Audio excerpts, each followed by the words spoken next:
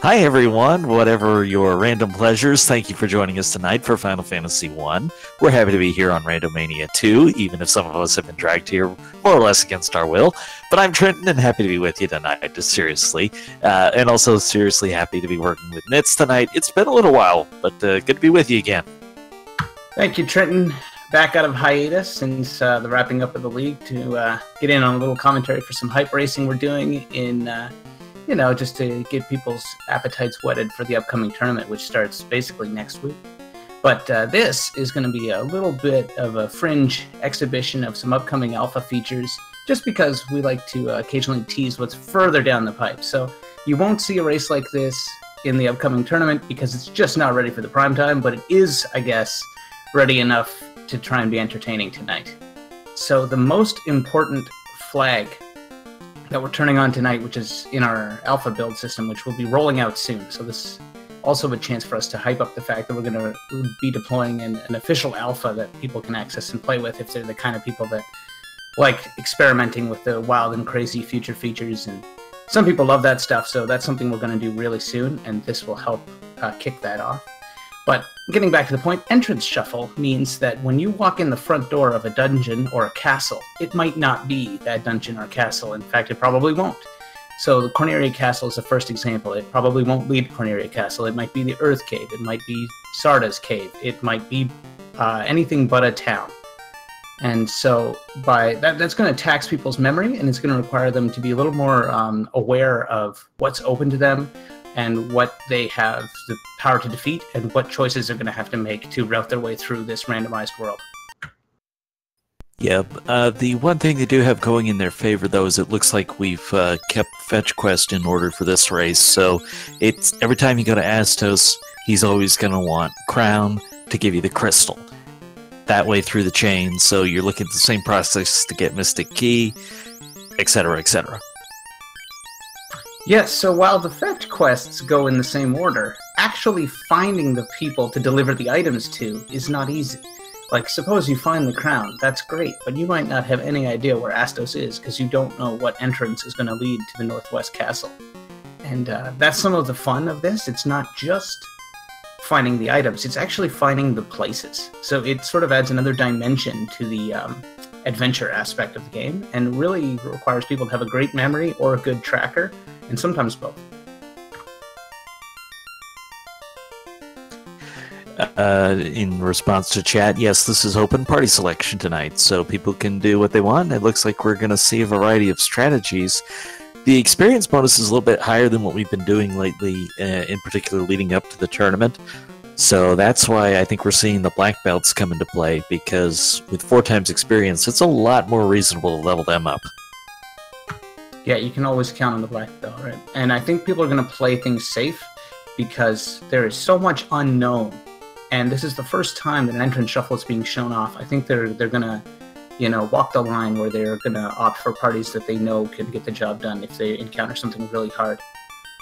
The enemy stats go up to 200%, so as far as everything pre-Temple of Fiends goes, probably not going to be too much worry about that with the 200%. But boy, that may not give you a max evade chaos, but it can sure give you one that's a great big old pain in the neck. And another thing that's being turned on tonight we should talk about is item magic and randomized weapon and armor shots. So item magic shuffles which spells are castable by which items. So instead of the defense sword always casting Ruse and the power bonk always casting Saber, and so on for all the caster items, they're shuffled and they're renamed to tell you what they cast. So the white shirt might be the nuke shirt if you're really lucky. And that would, of course, be a shirt you can use to cast nuke as much as you want. So an item like that is super powerful, and if the players find it right off the bat, it's going to change their game plan entirely. On the other hand, you can get really unlucky and end up with things that just cast fire or lock or dark, and they could be far worse than the vanilla spells too. So it's a risk-reward flag that really randomizes your routing possibilities, and I look forward to seeing how that shakes out. The other one is random weapon and armor shops. So all the non-incentivized weapons and armor, which for tonight is, I think, everything except the ribbon and a couple of the caster items, could be in stores. So instead of the fixed pool of items that are always available, saber, falchion, a silver sword or two, bronze, silver, and gold bracelets, pardon me, copper, silver, gold bracelets, yada, yada, yada. That pool has been shuffled up. So you could have an ice sword in there. You could have a sun sword in there. You could have a white or black shirt if they're not incentivized for sale. But of course, they're going to be casting a different spell than Ice 2 or Invis 2 tonight. So shops, every weapon and armor shop is interesting, and everyone's going to be on the lookout for what they can buy. Well, you know, Czar's more a fan of the Vorpal Sword than he is even the Masamune, so we don't actually have incentive Masamune tonight. So if I'm understanding the flags correctly, that does mean it is actually in play to be in a shop. Absolutely, and the Vorpal too. You could buy them over the counter. He's going to have a couple of fighters, pardon me, a knight and a red wizard that could both equip it, so he could be dual-wielding Vorpals if we find it in stores. And he's the only one not choosing a black belt tonight, which is interesting with the higher experience bonus.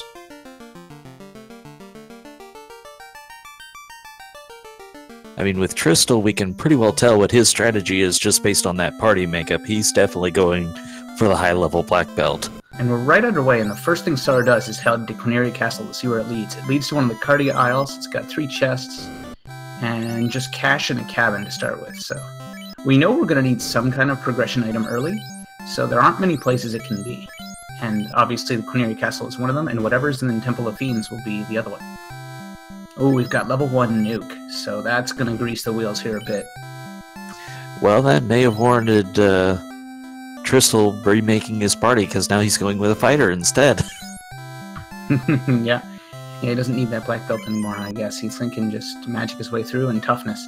And in the armor shop, we had pro capes for sale. They're kind of a steep $7,500, but by late game, that's chump change. So you should see people stopping back in Corneria to outfit their casters with pro capes if they don't find enough, because the 8 absorb can really help. Yeah, having 18 nukes probably going into Temple of Fiends Revisited is going to carry you quite a far way, so you don't need as much firepower from the black belt as you would. A question in chat that Corneria isn't randomized interest. The towns are kept the same, so it's anything that's not a town is when we get madness. Yep, and shuffling the opening towns is a tricky proposition, because if you don't have access to good, at least some equipment or spells right off the bat, this game is hopeless, right? Your starting gear is basically negligible, so you gotta give the players a shot, so shuffling Corneria is probably not likely to happen. Czar looks to be heading up to Matoya. Didn't see him run up to Temple of Fiends yet. Kind of interesting, because that's going to be the easier encounters, in theory, with it just being primarily imps. Yeah, see, since you have no idea when any of these places is going to be, you might as well just go to the easiest ones first. Take a greedy algorithm. Where can I get to next? Bada boom, bada boom, bada boom. Oh, it looks like Temple of Fiends is Bahamut's Cave, so keep that in mind, because when you find the tail, you'll be coming back if you want to get promoted. That's handy, but the other thing that I'll say is, as we find where the dwarves are, hiding out in Matoya's cave, the one thing that it will be consistent is because of those towns, this will take you to Provoca. Right, if you're keen and you picked up that the dwarf cave is purple, and you're thinking, I thought the dwarf cave is supposed to be more of a brown color. The dungeons are tinted to match the palette colors of the entrance, and that's sort of to help you remember. If you find the adamant, you gotta take it back to the smith, and you're like, where the heck was the dwarf cave? Wasn't it? Oh, it was purple. So that means it was in Matoya's cave, and so there's been some additional palettes that have been added to try to stick with this theme and to help things feel more like they belong in the shuffled places, and the palette tinting is an important part of that. By the way, Script Shuffle is on tonight, so do you want imps with poison? Because this is how you get imps with poison. On top of everything else, why not shuffle the scripts? Just let it all out. It looks like ogres are unrunnable. That's okay though, they're a nice experience actually in the early game. Especially at 4 times, they're going to be pretty sweet. And the Dwarf Cave is a dead-end Cardia Isle, so Falconich is going to just reset out. Apologize if that's Falconic, which it might be. Do a quick runner recap. Let's go with that. Yeah. So we all know Sar, Fuchsia Fantasy, and Tristal, strong finishers, and household names around the Final Fantasy Randomizer community. New on stream, first time, is Falconic, who is new to the community and totally wanted to get in on this, and we open the doors. So good luck to you. And I believe this is one of his first restreamed races, but he's already off to a pretty good start.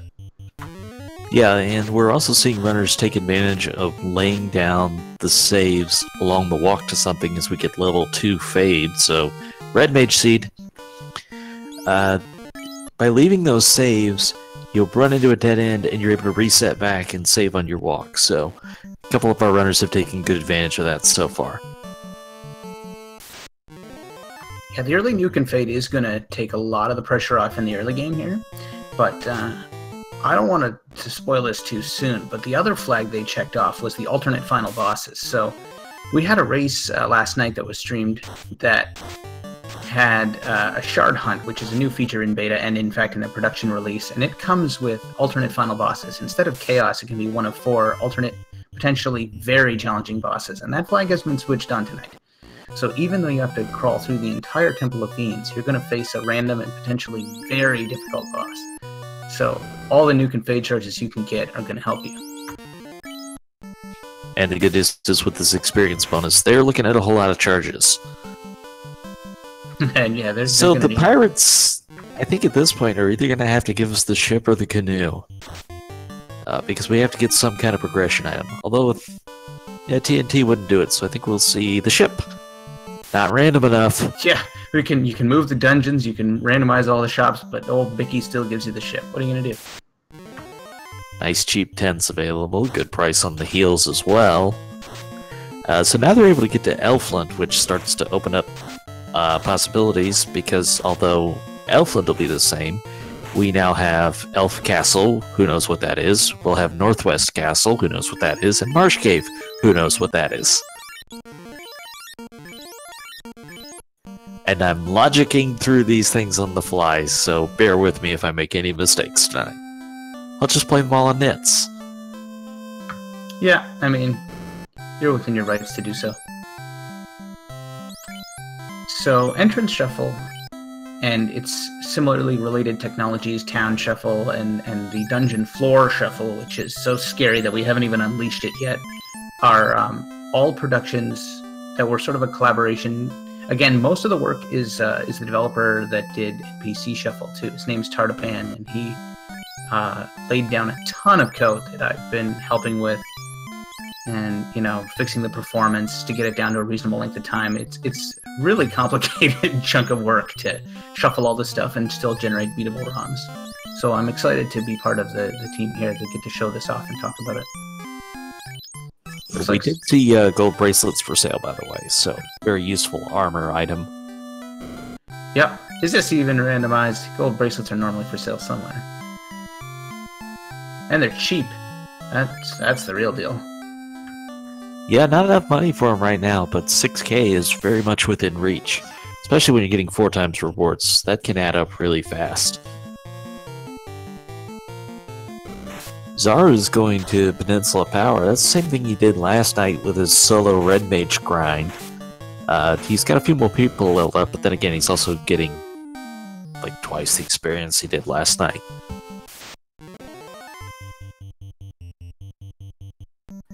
And hello to everybody who has chosen to share their evening with us. I recognize a few of these names in chat. We've hung out before. Oh yeah, do you want to touch on what the stake was? So, harkening back to the halcyon days of Final Fantasy Randomizer's early versions, the Tyro was something that was commonly run from because it was so rare and majestic. The poor dinosaur that really has no idea of this world conflict and it's just a wild animal in the woods. And so players would run away from it out of respect. But somebody eventually realized that, honestly, chopping them up for meat gets you way more EXP, and often they're not very hard. And so this sort of Tyro is friend or Tyro is steak meme was born. And we have a fun % flag you can check off. Doesn't affect the game at all, but it'll turn all the Tyros into giant steaks if that's your thing. But be forewarned, they're high in cholesterol and very, very bad for you. They are not on the approved paleo diet, I'm just saying. Paleo is right. More like Neolithic. But I see in chat there's some people here enjoying their first Final Fantasy Randomizer race, so and special welcome to anyone doing this for the first time. This is not exactly your most approachable Final Fantasy Randomizer race to start with, but we'll try and keep you informed. Did the ship default to Corneria, or did Tristle just have already sailed there? Not 100% sure, but I do believe right now in the entrance shuffle and floor shuffle branches, it defaults to Corneria, because identifying its exact whereabouts is a bit of work that hasn't been done yet. Okay, fair enough. That's a little bit different than the production shuffle, where it goes to the, if I'm saying this correctly, the nearest inner sea dock. Yeah. So in the current web version, the ship will appear in the nearest inner sea dock. Not a river, not the outer sea, inner sea dock. But in this version, it's just going to appear in Corneria, I believe, because right now that's the only 100% sure place we know you can get back to. Right, because wherever you are, you had to have come from there, so. With no warps. Yeah. Precisely. Question in chat, can Red Mage learn Nuke? Not in the vanilla game. However, when we shuffle the spells and don't keep permissions on, it's by the slot.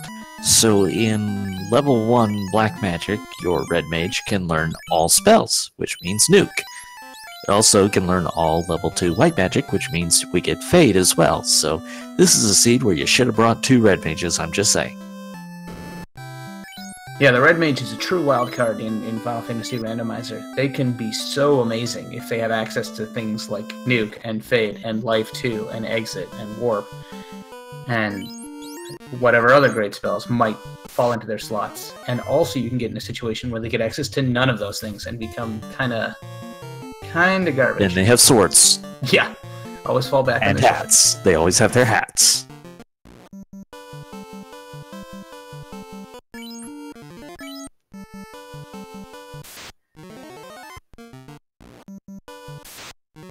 So the other thing I wanted to note is we saw an unrunnable encounter that was unusual, one of the undeads, and that is one of the other things that has been shuffled tonight, is which encounters are unrunnable. That will change, and you'll be able to identify them by using Warp. So apparently Oxyel is not going to be required tonight because we can get into the Sea Shrine. Well, we don't yet know what Onrak leads to, but wherever Onrak leads will be locked by the Oxyale. Ah, that makes sense. So then, are you high enough level to get to the mermaid side? Because that's a whole lot of treasure. Yeah, it sure is, and everyone's going to make a beeline for it. So this palette, you're probably thinking, where the heck did this sort of sage green or whatever that is come from? And this was a new palette constructed specifically for the Elfland Castle, just to identify it uniquely. So a little green for the elves, not the same green as Marsh, and there you have it. Elfland Castle green. Also, there you have Tristle getting to the mermaids, so he did exactly that, but I don't think he has Warp or Exit, so he's still got to walk this out. There is a high risk here because there is a guaranteed unrunnable that will show up here. But he is rewarded with the floater for this dive, so what a dive it was. Beautiful work.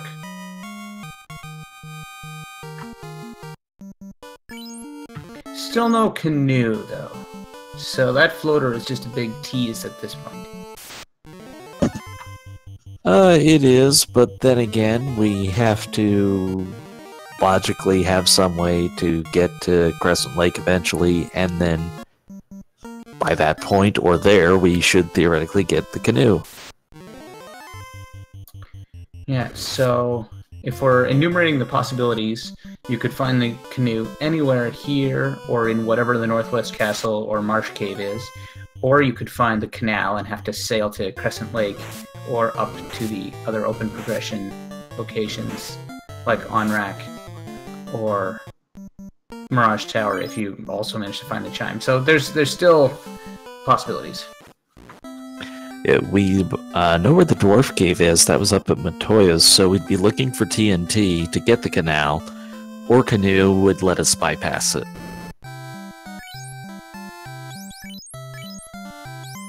This also kind of makes it interesting for what's going to be in the incentive locations, because that means floaters spilled out of it. Or did it?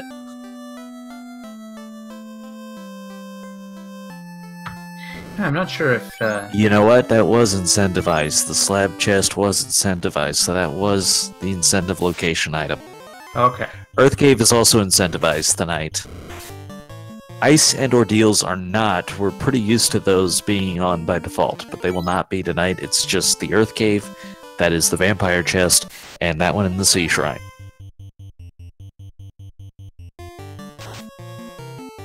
And this is why I left the flag page open, so that I could actually refer back to it and figure these things out. It's the wisdom of experience speaking right there. I actually closed it naturally. That'll teach you.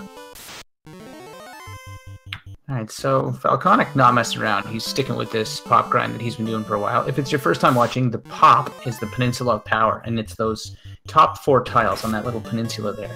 And when you get in random encounters there, you actually fight enemies from the upper continent. The random encounter boxes that determine what fights you get kind of are mislaid and cover this bottom part of that continent there. So you can grind against monsters that are way harder than you're supposed to be able to fight at this point in the game and get some early levels easily. Did Czar pick up the tail while I wasn't looking? Because he is walking a Bahamut. I think you forgot the look of that cave. Maybe that's the case. It looks like he's out of there. The other thing I was thinking is Tristle's getting a lot of experience here in this Sea Shrine, and this does actually open a grind location that we don't normally see used, because you can get down to the Sharknado room and you can get those encounters for free. So if the angry sharks are not that bad, you could make a lot of use of them early game. Yeah, if I was going to play that game, I'd like to have like Exit or Warp, because that could turn ugly. But absolutely, one of the coolest things about Entrance Shuffle is that it really changes all of your grinding potential. The Peninsula Power might not even be the hardest thing you can get to by the time you get to it. So to answer a question in chat, this is not what we're looking at for the upcoming tournament. This is just a preview. This isn't even a deployed beta at this point. This is more of an alpha test at this point. The upcoming Swiss flags are available in the Discord and also on the tournament website, which I'm sure we'll get links to in chat in a little bit. And those were a little bit more friendly, but this just kind of shows you the craziness that our dev team has been up to. Yeah, this was also a well-timed opportunity to provide some hype. Entroper, the grand poobah of the Final Fantasy Randomizer software development, has been working tirelessly to stand up a website for us to actually host alphas as well as betas. So for really experimental stuff like Entrance Shuffle here, you're looking at it and you're thinking, what's experimental about it? It's working perfectly. And I mean, I agree, it seems to be working perfectly, but there's a big difference between the illusion of working perfectly and being ready for actual release. So I'm going to go out on a limb and announce that alpha site will be up in the very near future. And so it'll allow people to play the more experimental features and help us debug, and if that's your thing. I mean, no pressure to do so, but some people just love the bleeding edge. So we want to welcome that, encourage that, and that's something we're going to be doing really soon. So just to touch on a little bit of what the tournament will look like, it'll still have the NPC shuffle in the same fashion that we have tonight. So your first point of contact NPCs can have a random treasure or reward. But the ones that are within a fetch quest, those are going to stay the same. So to get the Mystic Key, we're still looking to get the herb to the elf, which means we got to find the crystal from Astos, which means we got to find the crown, which is the first point of contact for that chain. Also, the experience bonus will be a little bit lower than what we're seeing tonight, but to make this a friendly event, they wanted to have a little bit more ability to level up. And now Sar got wise to Elfland Castle hosting the Sea Shrine, and he was like, aha! So he popped out, threw up a tent, and time to dive mermaids. So obviously where he's going to go first. Obviously, yes, there he goes. Because he has got the levels that this should be no problem for him at all. Because of getting those levels early on. He might even go all the way to Kraken, we'll see. Looks like Fuchsia's going to try that. Maybe he's just going to loot all the chests looking for the canoe. Maybe.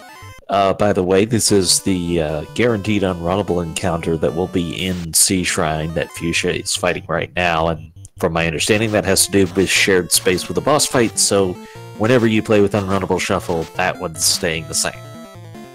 Yeah, I further want to separate. Every encounter in this game has an A-side and a B-side, and for most of them, like a vinyl record, the A-side and B-side are actually similar. There might be imps, and then it might be like 9 imps. But for some reason, a few of them have a boss on one side, and then just a random encounter from some other part of the game on another. So since we can't make the bosses runnable, we can't make that battle runnable. But I'm working on separating the A-side and the B-side so that we can, but it's a ways out. Sarge's exploration was just rewarded with the tail, and with no black belt, he might go back and do class change as soon as he's done here. Has he found any gear yet that would benefit from that? Does he already have his hands on a Vorpal or something like that? Because if he does, he's going to do it right away. I think he's got Vorpal. I don't think we've really found any other equipment except for a flame shield.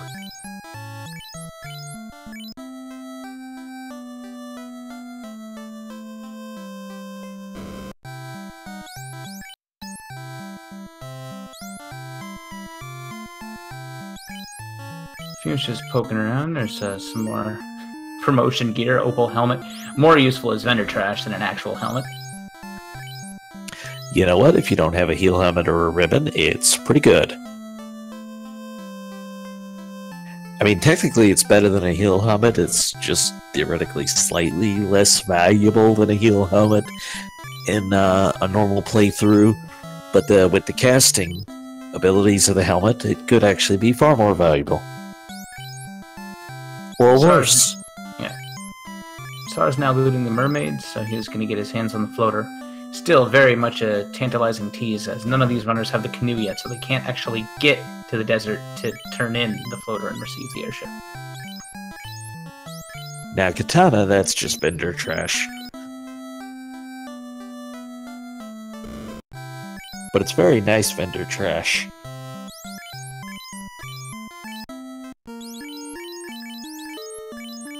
So far, what we are really looking forward is a way to progress out in the world.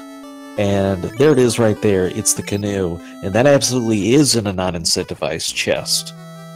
Which starts to make me wonder, is it a case of we just don't have access to wherever the TNT might be, or is there actually TNT in an incentivized spot, and that was just where Canoe happened to shuffle to? These are good questions, Trenton, and they're going to receive good answers, all in due time. You did a great job of making that sound like you had any idea. Yeah, no, you're absolutely right. When important items show up in unincentivized chests, it means there's an overabundance of incentivized items that took up the chests or NPCs first.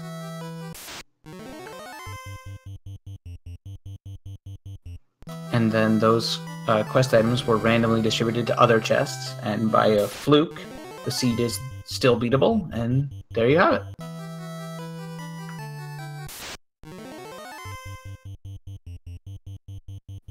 Now, Titan's Trove flag is on, so the Titan will be guarding it, which could theoretically mean, because of that, that this is a Ruby-required seed. And that could really throw off the incentive pool if that's the case.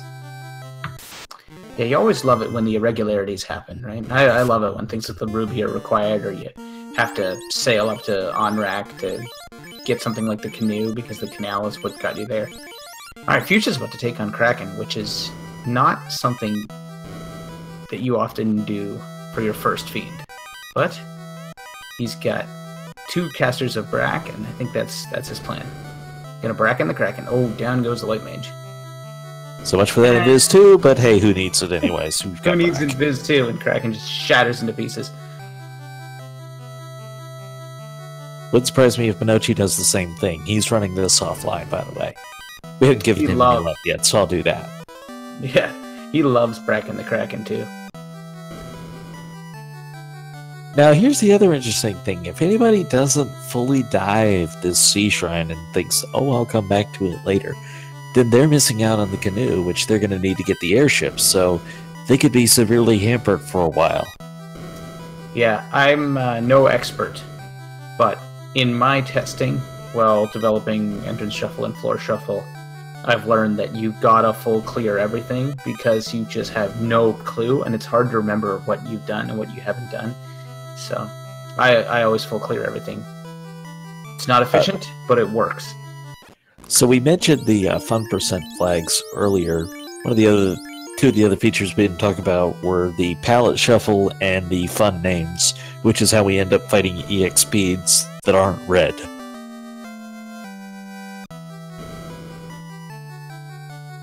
Wow, the tail, the canoe, and the floater. Just a stacked sea shrine underneath Elfland Castle. And Fuchsia's got his wings, so now the whole world opens up and you don't even know where to go. This is the crazy part of this game where it turns into one of those open-ended RPGs where you go around and just check stuff out and see what you can do. So the sages will have some item available, and the other thing that they have to watch out for is the vendor item, which they will definitely have access to now with the airship. And also, checking out, don't forget to poke your head into all the weapon and armor shops in case like Massimoons are for sale or something like that, because you don't want to miss out on a sale like that. Ooh, opal bracelets and pro rings. That would be one of those things you don't want to miss out on, whether they cast or not. Do not want to miss out on that. They were selling opal rings for 10,000 GP and pro rings too.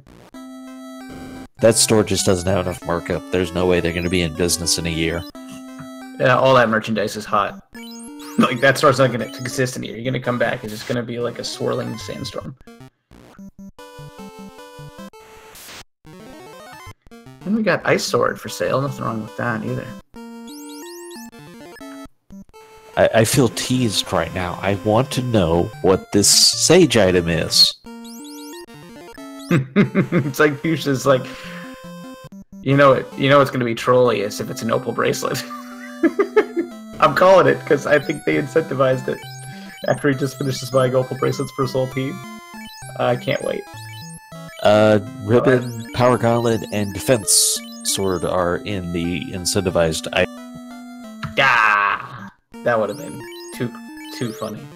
Although neither of those is actually guaranteed to be that, are they? Not the caster items, no. And there's the crown. The crown is good. We are going to need the Mystic Key to get to the Temple of Fiends at some point. We have no idea where the kindly old king is, so when we find him, we'll be sure to return his crown. Hey, I didn't say he could have it, I just said he could look at it. Alright, well, now it's just sort of a question of quick routing, like, where do you want to check out? Volcano is Sarda. So we're about to go look at another item. And it's a slab. Alright, and we actually know where Melmond is. I mean, you can't miss Melmond. It's just a giant, crippling desert. No gentrified territory there. They've had boarded up stores for sale for years. Crystal did not go with the Brackstrats. We'll see if he's as lucky with this Kraken. Oh, Ice Cave is a Cardia Isle with Adamant. Fire 3 helmet and an iron armor. Okay, so Opal Helmet's gonna be better for you defensively than that Fire 3 helmet will, but still, Fire 3 has its advantages. Crystal just barely got through that fight, but just barely counts. Huh. Fuchsia pops back into Dwarf Cave, which is actually in Matoya's cave, picks up his X-Cal. He should have the tail as well, right? So it's just a question of going back and getting promoted, which I think he's going to do now. And I don't know, a question of did he fully explore the Sea Shrine? Oh, didn't he? Never mind. Our tracker suggests that he does not, in fact, have the tail. And there's Elf Castle. So Northwest Castle is Elf Castle. Mark that if you're following along at home.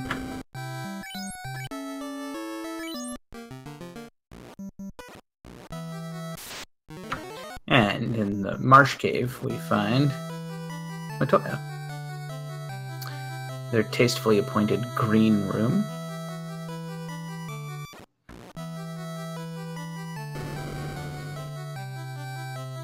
I'm just waiting for the day we have hints from the rooms. Earth cave is volcano. He says no thanks, I'll be back. Or no, he's just gonna... No. Save that for later. He should probably be strong figure it out, enough to do it, but I guess he just wants to see what else is in the world, and now we find the Mirage Tower. And there's Titan's Trove, which we can't use without the ruby. There's Ordeals. Sardas is Ordeals. Ordeals not incentivized tonight. This could be a huge waste of time, but this is the waste of time he chooses for himself. You know Personally, what? Quick Dungeon, I don't think he has warp, so it takes slightly longer, but still, generally speaking, pretty quick and a whole bunch of treasure chests. And also, if you're not sure if it's incentivized, you might as well take a chance. Yes, for those of us that don't pay attention in class, like, I'll just clear Ordeals and be done with it.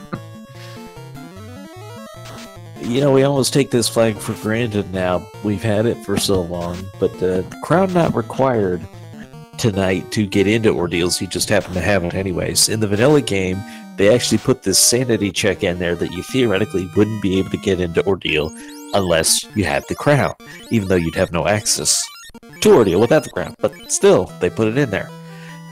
One of the options that was developed early on was to allow early access to it, which lets the crown be in more places. And Fuchsia sighs that he's got no warp, so he's gonna have to redo the whole dungeon now, because he took a bad warp from the end back to the beginning. The whammy pillar is so annoying, but also you'll do that for encounter manipulation purposes if you know the front of it is a pretty decent walk and you want to use that again. You just reset out, and with your knowledge of pillars so far, you can get through it that much faster.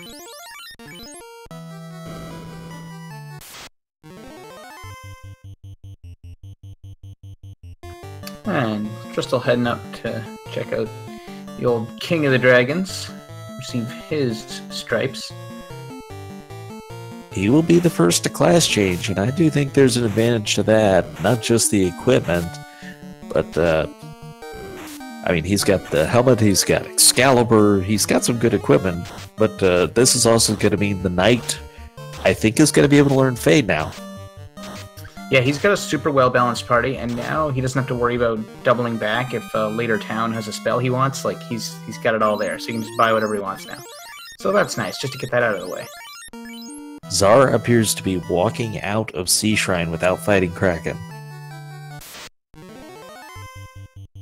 Hey, there's the Ruby. Ruby was in Ordeal the whole time. Alright, well that's pretty much next door to where he needs to turn it in Titan's Tunnel, which was half vanilla.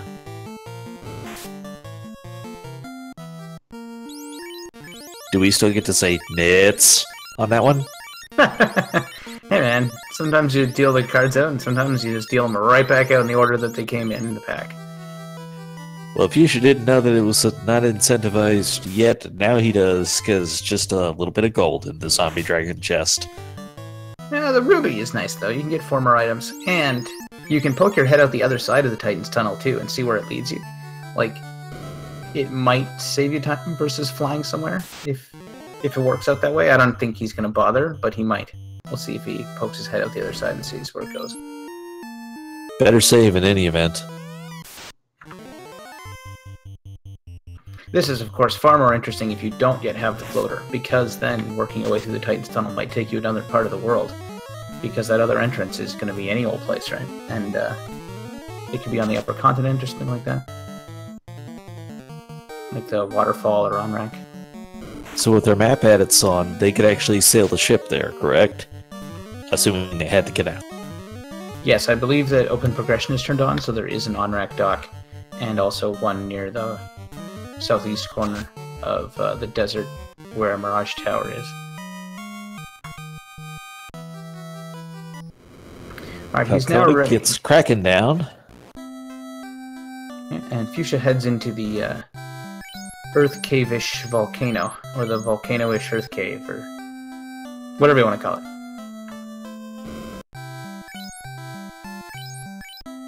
So it starts to beg the question, how many chests do you want to explore? Now, Usually it's a good idea to know how many things are in the pool versus how many locations are remaining.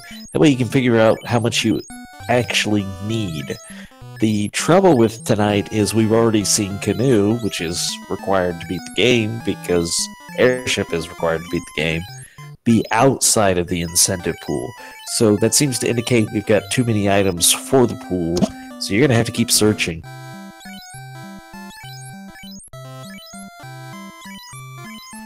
Crystal goes and gets his slab translated from Leifnish. That'll allow him to go visit the Elder in Lefane and receive that item when he gets around to it. Of course, the towns aren't shuffled, so you can actually know that Lefane is Lefane, which is nice. When you throw towns into the entrance shuffle, all of a sudden you don't even know where Lefane is, so that becomes even yet another pain in the neck.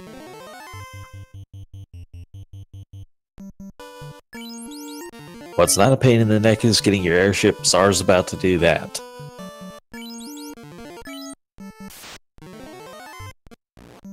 I'll be very curious to see if anybody goes for the first 2 floors of the Mirage Tower. They can't complete it because they don't have the cube, but a lot of treasure chests there. And not too shabby on the experience either. So Czar gets the airship, and it looks like the first thing he's heading for are the Cardia Isles, which is the kind of thing you do when you know that they're actually Cardia. But with Entrance Shuffle, it's not necessary. Everything has the same likelihood of being whatever, so you can usually stop at closer destinations. That's just like a little routing thing that most people still have to get accustomed to. I will counterpoint you, sir. Because there are more entrances up here, there are more possible locations up here. Thus, he might find something he's looking for up here. Sure, but overall, is it faster? I don't have the answer to that. I'm not going to do the math. Don't do math while live on Twitch. It'll always betray you. Yeah, exactly. So Tristel finds Corneria Castle on the upper forest of Cardia Isle, speaks with the king, receives that item. So you can do that even if you haven't rescued Princess Sarah, which he hasn't. So, takes that. Czar just found both the ice and earth cave, and he could get the incentivized earth cave chest, then exit out, and is that what he's thinking of as he's floating there? I don't know if that's what Tristel was thinking too, because they're high-fiving each other as they tour Cardia. So we've got the waterfall is actually the grassy Cardia Isle. Also worth, doing if you've got Exit or Warp because it has another incentivized item. Yeah, I'm very surprised Czar left that behind because his party is perfect for it. Here's Corneria Castle, which means he can get 1 item from the king. Oh, what a one it is, the ribbon. Good stuff there.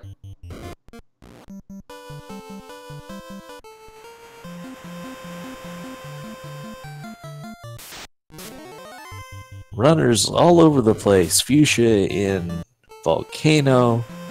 Tristel going through the islands. Czar found the other side of the Titan's Cave. Valconic seems to have dropped off the pace. I don't think he found the canoe in the Sea Shrine, and so he's really stuck right now until he does. Well, the good news is there are not that many locations to go, so you're going to find your way back there pretty quickly.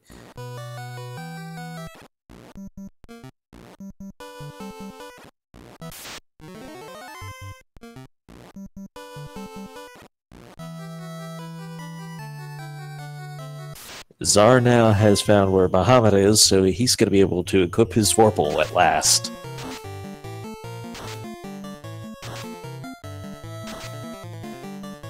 Nobody loves that sword more than him, so he's skipping all the way to Bahamut to get promoted.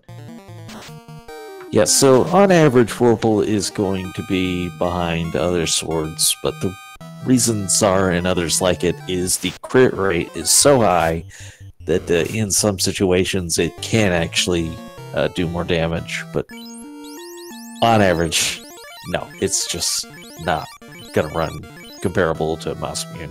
Agama's run-runnable tonight. Fun fact. Having said that, he doesn't have a Masamune. So it's not like you can compare it to the sword you don't have. Oh, that's okay. If he had Masa, he would still equip Vorpal instead. True. Crystal pops into Gaia. He's going to see what we've got for sale there. He's already got opal bracelets and pro rings for everyone. He didn't go back and get pro capes in Corneria, but we'll see what else we've got here. Ooh, Excalibur is for sale, but I think he's already got one. I already have one, you know. I don't think we'll see an Agama grind tonight, so we shouldn't have to worry about the Agama effects. He's already level 17. And he left there. That's the Red Dragon Agama anyways.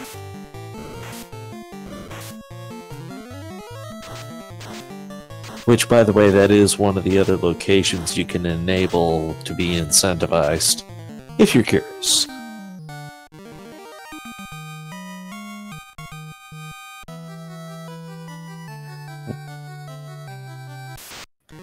I still have not seen the incentive items, so I think we're down to Onrak and Oasis.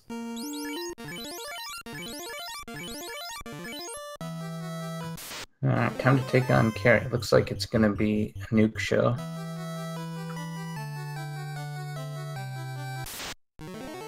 I really wanted that fade to hit just to make a liar out of you. Carrie fires off Dark, which doesn't matter at all. No, this fight's gonna be over before it starts here.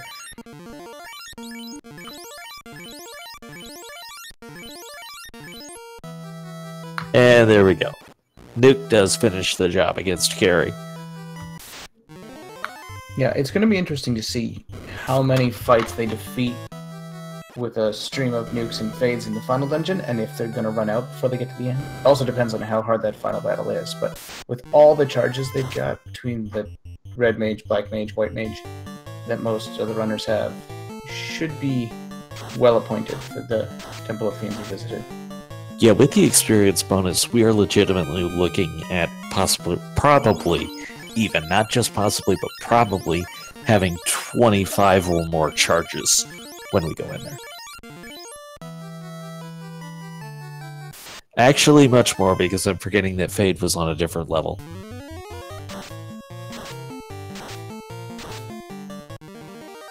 So something like 30-35 charges I'm expecting. This is what happens. Yeah. Don't do math while live on Twitch. Careful with that, yeah. You're meddling with powers beyond your comprehension.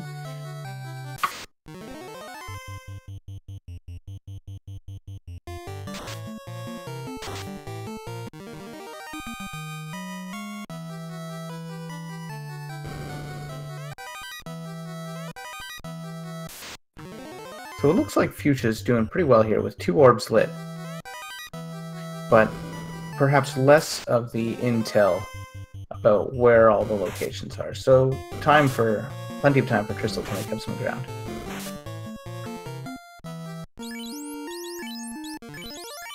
Star not too far behind either, but with the fact that he didn't defeat Kraken, that's another dive he's going to have to do, and that'll all take time, so... He looks to be firmly in third, by my reckoning, at this point. Well, hey, long way to go, but also he's still got that black belt, so the opportunity could still arrive to there as he gets the canoe.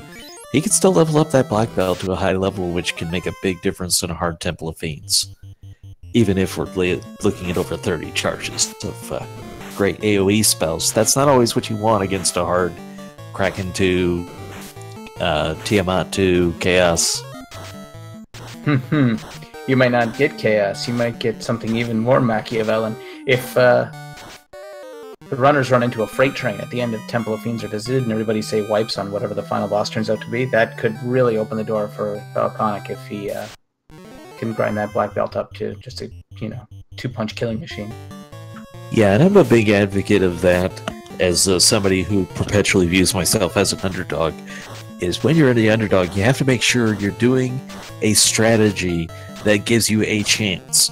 You can't do the same thing that a better runner is going to do. Tristel's in this. You're not going to just go out there and execute the game better than Tristel. He's too good at that. he is going to run this with very good precision and get through everything very quickly. So you have to do something that relies on him running into trouble if you're the underdog.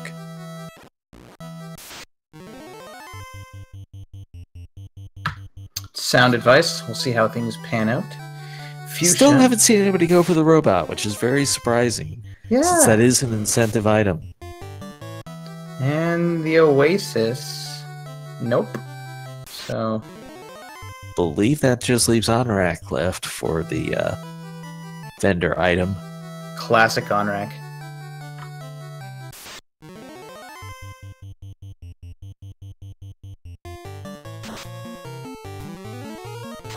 Very interesting to me that he would go away from the waterfall. I'm just not sure what the incentive for not going there is.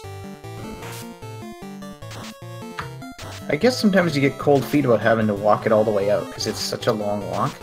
And if you got charge of level 6 magic now, oh, he hasn't promoted unfortunately yet, so he can't get exit. But like, okay, exit, now that does change things because I actually thought exit was at level 3 for some crazy reason. Crazy reason.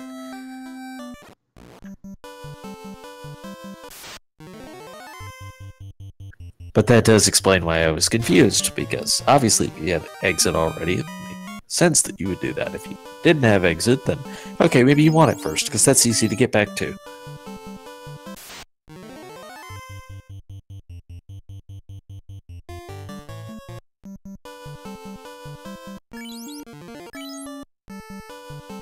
Aegis Shield for sale?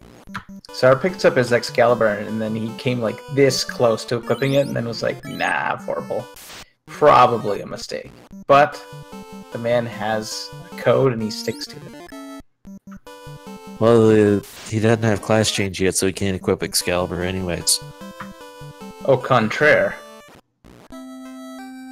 I'm sorry, I'm looking at Fuchsia and thinking Sar. My bad. Yeah, well, you know. Happens. Yeah, and I'm not sure who I should apologize to in that situation, but I apologize. just broadly. I think my Canadianness is rubbing off on you, Trenton. I think 11 p.m. at night is rubbing off on me. Well, you're a trooper hanging out with us.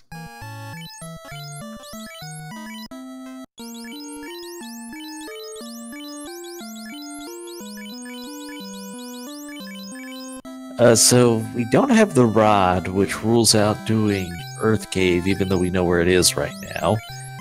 Until somebody goes to the Fane, which appears to be what Fuchsia is doing now. We can't get into the Mirage Tower to find out what that is yet. We found Ice Cave, we found Waterfall, we found Earth Cave. We found Mirage. So I don't think we found Temple of Fiends yet.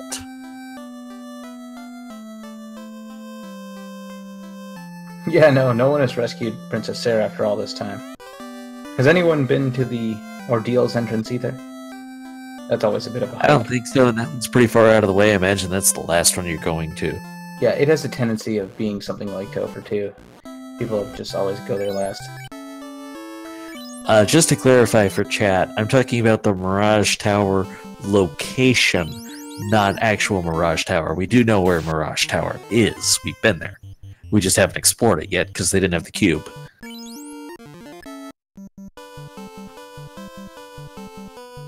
Yeah, no one has been to the Ordeals entrance yet, Ellie, and it's looking quite likely like it will be Temple of Fiends. Never mind. Maybe Well, we've still got 4 locations. We have Mirage Tower location. We have the Sea Shrine entrance at Onrak. We have the Waterfall location and Ordeal. Okay, Fuchsia picks up the chime. That'll let him check out whatever the Mirage Tower is. We know at this point we still need the rod. We might need the bottle. We don't need the TNT. Okay, so apparently we have different incentive logic then in this version versus the live version. Otherwise, that couldn't have happened. What just happened? The TNT from the robot. Yeah, that seems like a good point. The TNT. Do you mean the canal or the TNT? Because that The TNT, fetch, quest, store, and order. Yeah. So it's still going to be Narek for the canal, which we probably won't do. I think that was the... No, that couldn't have been the defense sword. Or yes, it could have. Sleep? Yeah, the old sleep sword. Not nearly as good as what it would have been. But as Boris the Blade says, if it doesn't work, you can always hit him with it.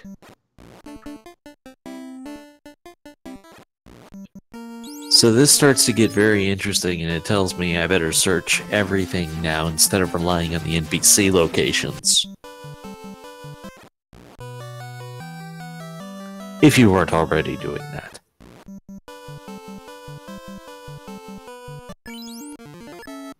Got a pretty cool, as a cucumber-looking Kraken on Sar's palette shuffle. So as we're trying to fit all these pieces together, just to explain to anybody who maybe hasn't worked through this the same way I did, what I'm seeing is Canoe was in a non-incentive location. So is Defense, which was actually in the incentive pool. So these are two things that were in the incentive pool outside of the incentive locations, which usually indicates a surplus, and that is fine. But by the TNT, in the current logic, it wouldn't have been there because it wasn't required in this seed. And the required Canoe should have been in the pool instead under the current logic. So I'm seeing a different logic of some kind from this NPC shuffle. Entirely possible. That's why we call it pre-alpha software. If that's the only problem, this is a miracle. This is a triumph. But you're right. That is unusual and will have to be investigated. Yes, now, also important is, this doesn't mean the seed's unbeatable in any form or fashion. They should still continue play through everything. It's just, it's different logic from the NPC item. And while we weren't looking, apparently Tristal got the cube from a vendor, so he can now complete Mirage. Which means we still need the rod for being able to complete the Elements dungeons. But we're closer. It's also possible the rod is in Earth. That's very true. It could actually be the vampire chest.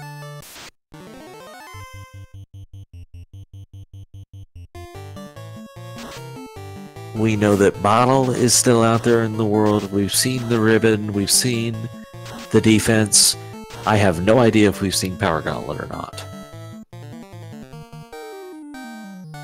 And we've seen the tail. So as far as the incentive pool goes, those are the items that are in it other than the normal NPC items.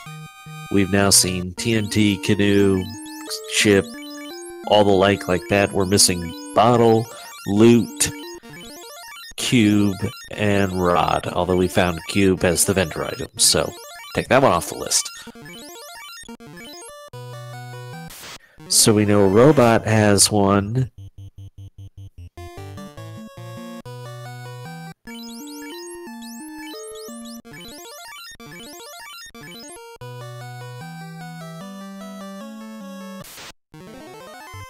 Robot has one, Vampire has one, and who else have we not seen, if anyone?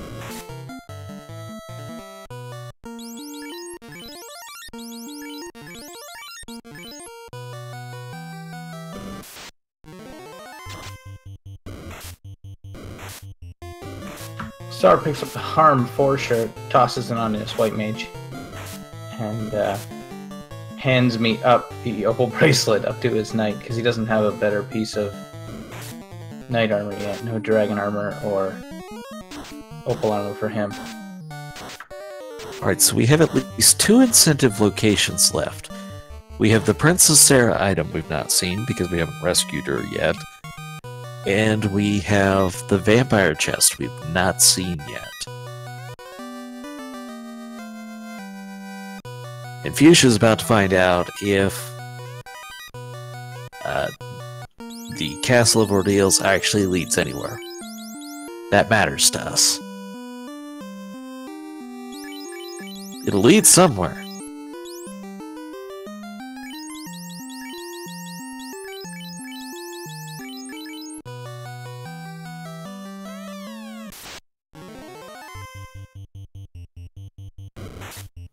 And I think those are the only two locations we've not seen yet as far as incentivized goes, which should mean that at least one more item is in a treasure chest somewhere in the world.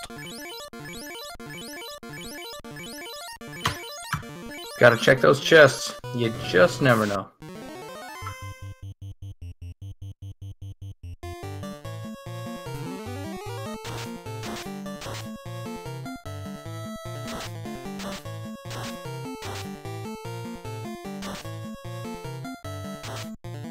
Okay, I'm gonna have to institute a rule for discussing things tonight. If you're gonna say waterfall, I'm gonna assume you mean the waterfall. If you want waterfall location, I'm gonna have to ask you say waterfall location. Or waterfall entrance. The waterfall itself is accessible from one of the carty aisles, and the robot inside had the TNT. I don't know if anyone has visited the actual waterfall entrance, but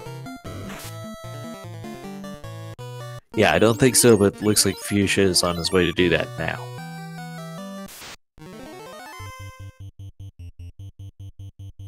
Chat saying Marsh Cave is behind the waterfall. Actually, was Marsh Cave incentivized tonight? Question mark, question mark.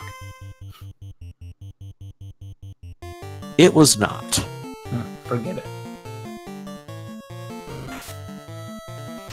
I was cleverly stalling for time as I looked over the flags once again.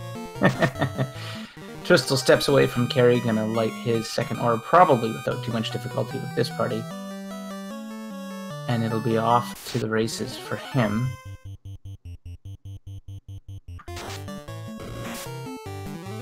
Fuchsia picked up the cube, so now can complete Mirage Tower.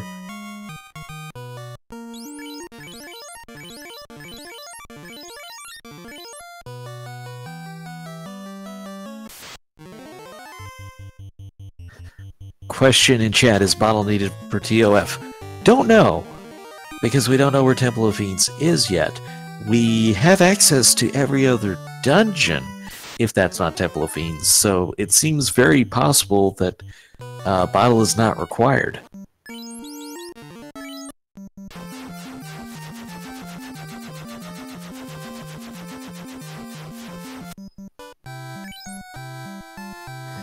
Unless, of course, it's not Temple of Fiends, but then also the rod is somehow behind there. Then that's a whole different story.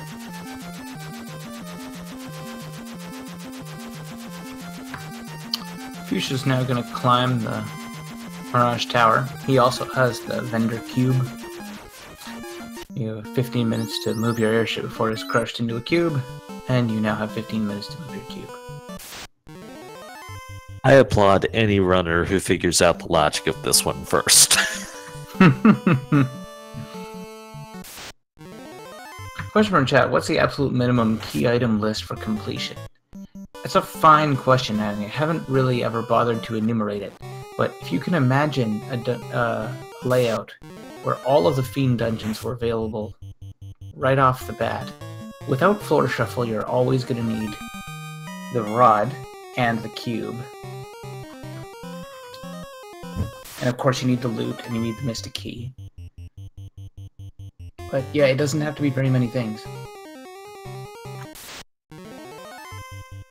Yeah, now for this seed specifically, we know we still need the rod.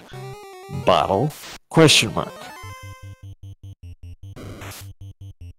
Yeah, the bottle's going to lead to the Oxy Ale. Nobody's found it and done it yet, so we don't know what's behind that entrance. And there's the Mossbean. Not incentivized, so that just happens to be that Fuchsia found it. Sometimes you get lucky.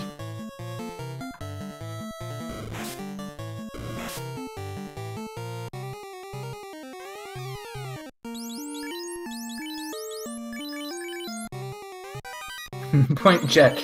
I pity the runners and give great kudos to anyone playing FFR Entrance Rando. Yeah, it asks a lot of your memory or your ability to keep track on paper or some other how. And having a good idea of how hard the relative dungeons are based on your gear and current spells. Now, our runners were pretty blessed early on to get level 1 Nuke and level 2 Fade, and that has made things a lot easier than it might have been otherwise. And they're all doing actually admirably well here. As we approach the hour mark, like most of them have an orb or two lit, and they're making great progress. Fuchsia's already in the Sky Castle now. Now, one of the great unknowns is what's in that vampire chest. However, we know there are more incentive items remaining than incentive locations.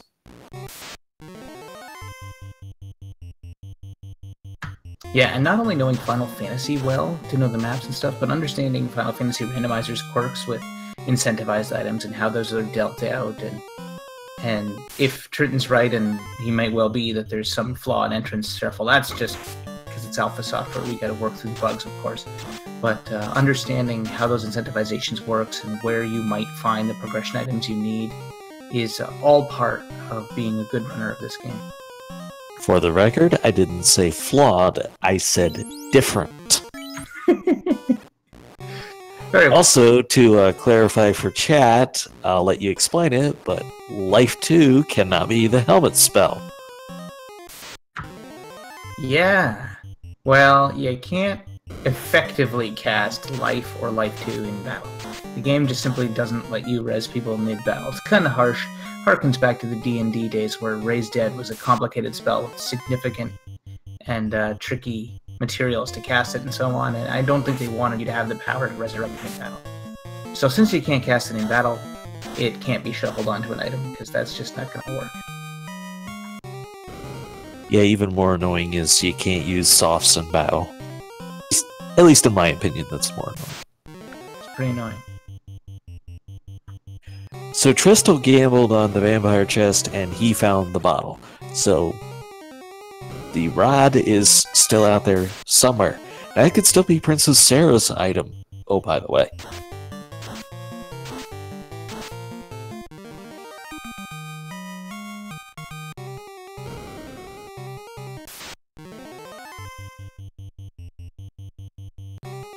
But Fuchsia is checking the expanse of the Sky Castle for whatever might be available to him.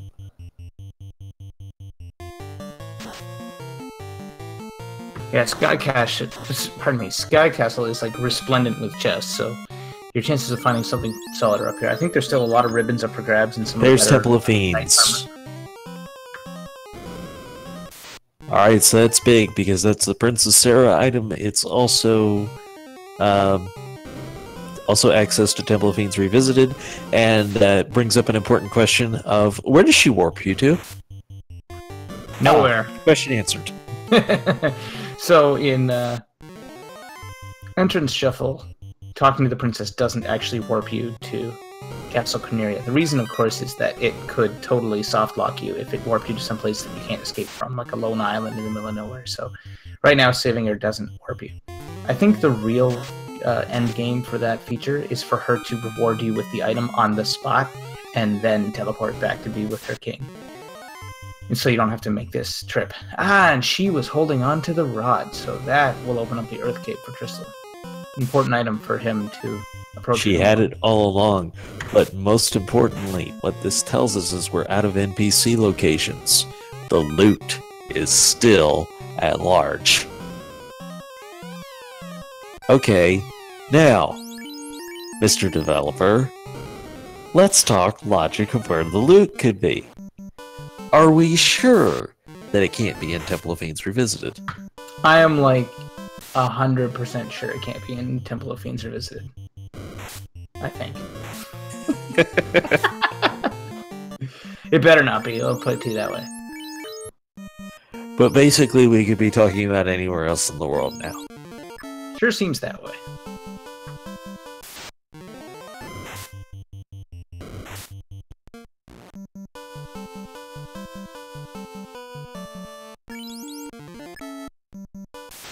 Hey, before anybody gives you a hard time about this, I just remember I'd be asking the same question to Interroper if he were here, and who knows what he's working on as we've uncovered differences in the logic tonight.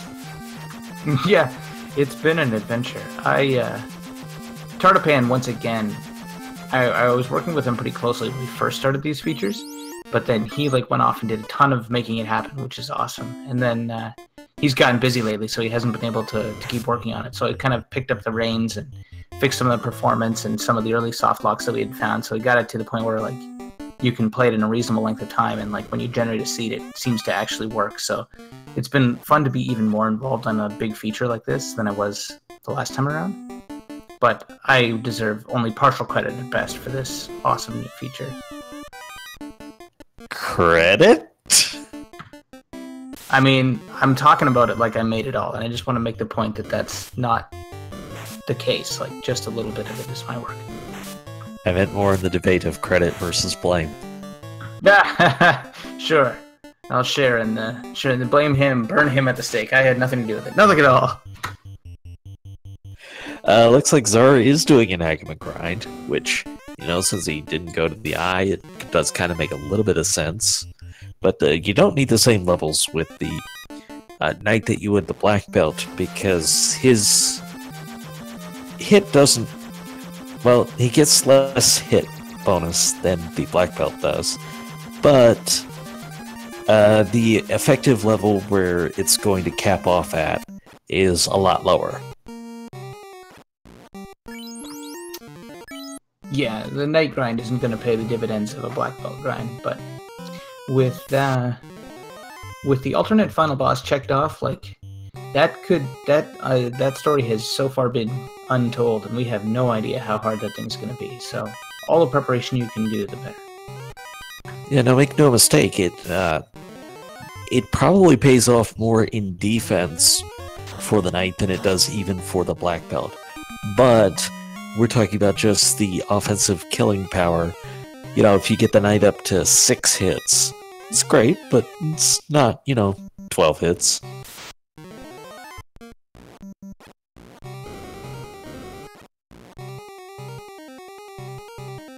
Apparently, Tristal might have walked past some treasure chests here on Earth, and hopefully that doesn't bite him, because, yes, still need the loot.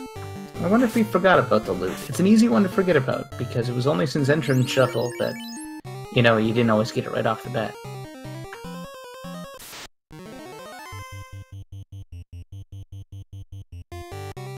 Well, I mean, hey, before NPC Shuffle, it wasn't even really a consideration. Hey, so we're in, what do you call it? Sky Castle. And, we're in the Not Quite a Maze section. So, this seems like a good time to ask you, Nitz, where's the teleporter? Did they check off the box to shuffle it? That was a feature that Entroper just demanded. Oh, there's the upstairs. I wasn't sure what they put the Warmax setting on, so there's a new feature in these in alpha, and I think it's available in the beta website with like a patrolling Warmech that actually walks around on that floor, and if you run into him, you can fight him. And that's some pretty wacky stuff. Oh, Tristal just gets one the old-fashioned way on the Bridge of Destiny. And it's unrunnable. Warmech is vanilla. And unrunnable. So, hello to everybody coming over from Randomania. They were watching a little bit of Z1 Randomizer.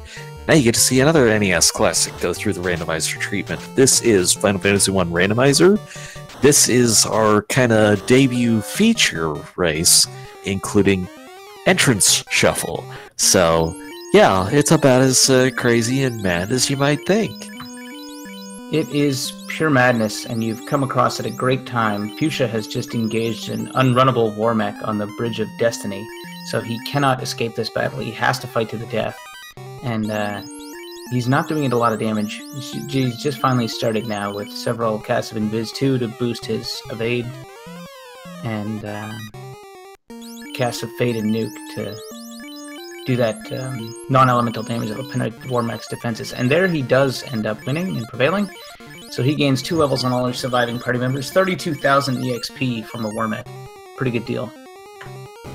which at 4 times bonus experience, so that should be 120,000. Although with the more modern versions of the randomizer, it's works opposite. So it is the effect of 120,000 experience in the vanilla game. It just is a smaller number. Yeah. Instead of changing the EXP rewards that you get when you scale up EXP, you actually divide the level requirements. So the effect is identical, but it's simpler mathematics, so that numbers don't overflow on the NES. Alright, so let's cover real quickly, for those who maybe just recently joined us, how the entrance shuffle is working. All the towns have been kept the same. So if it's Corneria, if it's Provoca, if it's Crescent Lake, it's in the same place. And they started the game in the same place, which is outside of Corneria. Every other entrance could be whatever's behind any other entrance that's not a city. So you can go into Sadra's Cave and you can get Castle Ordeals. You can go into one of the Dragon Islands and you can find the Earth Cave, etc., etc. And we have touched on this, but it is entirely possible Tristal thinks he's in Go mode right now, which could be a very unfortunate thing when he gets to Temple of Fiends and realizes that's not the case. Huh. With a lucky stroke there, he goes right from the downstairs to the upstairs. So he scooted through the maze real quick. Yeah, so it's not quite a maze, it's just actually looks identical, so it starts to look like, you know, the Lost Woods in Zelda 1. But, I'm still wrapping my head around the logic of that one, but I think it's actually... if you go a crisscross pattern, I think you'll still always run into it. Yeah, you can just walk around in circles and then just offset and walk around in a circle. It's just a big square room with a bunch of regions cut out of it. It's not too hard to take a path that will always find it, but it can take you a while.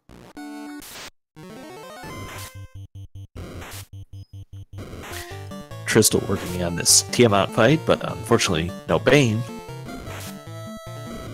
So he's got to do it the long, hard way. Because he doesn't have Brack either, so he ignores the meme strats and makes this fight take entirely longer than it should. And you'll notice, if you're just joining us, that the dungeon palettes are different colors. And most of the dungeons have been tinted to match whatever that entrance whose palette would have been. So Matoya's cave entrance actually leads to the Dwarf Cave in this Steve. And so the Dwarf Cave is purple, like Matoya's cave is. That's sort of a memory aid, and to sort of create the continuity of the idea that the dungeon is actually Matoya's cave. It's just not got Matoya in it. And yeah, that is confusing at first, but it gradually starts to make a strange sort of sense once you become more familiar with it. And if you think, this looks completely insane, I can't wait to try this out. If you join us in the Discord, they do have these development races where they look for people who will join in and participate in testing this stuff and seeing what goes right and what goes wrong. Yeah, as one of the devs on the project, we love it when people show an interest in helping test stuff out. The reality is that it's not always as cool as when we get to the point where we're ready to do a showcase race where we think it's going to work. Sometimes we just generate unbeatable seeds over and over and over until we finally get that sanity checker sorted out.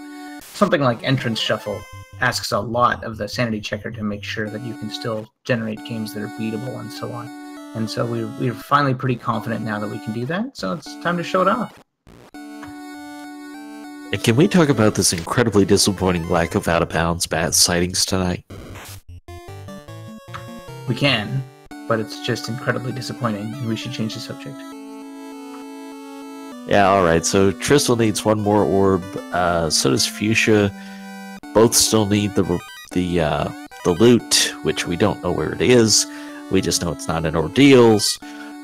I don't think we've seen a lot of the key-locked chests. We've seen Corneria's, we've seen Elfland's. I don't think we even saw the treasure chests in Temple of Fiends yet, because Tristal thought he was in Go mode.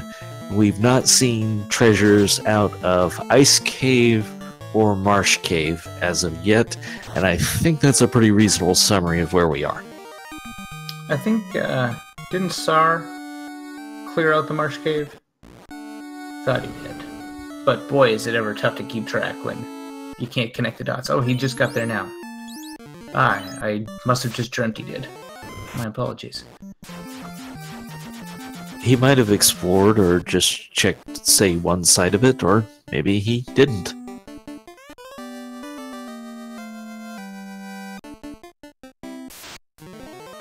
And just to recap the runners, if you're just joining us or if you're new to the Final Fantasy Randomizer race, first of all, welcome. I'm glad to have you joining us tonight. In the top left corner, we've got Sar, who is one of the administrators of the league and the upcoming tournament, and like his name is almost synonymous. He plays FFR a ton, and he's a huge advocate of the game. In the bottom left corner, we have Future Fantasy, who is a strong finisher in our recent league. In the bottom right corner, we have Crystal, who is the league champion, and as well as the initial inaugural tournament champion last fall. So, certainly in the conversation of the quote-unquote best Final Fantasy Randomizer player, and a favorite to win tonight too. And in the top right corner, we have Falconic, who is brand new to the community, but was super eager and wanted to get in on this restream tonight of this wild and crazy new feature, and here he is. So, bit of a dark horse, but hanging in there with the big boys. Alright, here goes Tristal into Temple of Fiends. He didn't check any of the treasure chests yet. He is just working his way down there, and he just realized something. And now that's that helpless feeling where he really has no leads.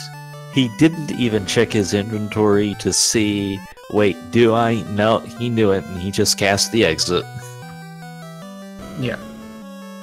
At this point, I bet he still feels pretty good about his chances because he has ran a great race so far. And so he just has to try and remember now, where has he been?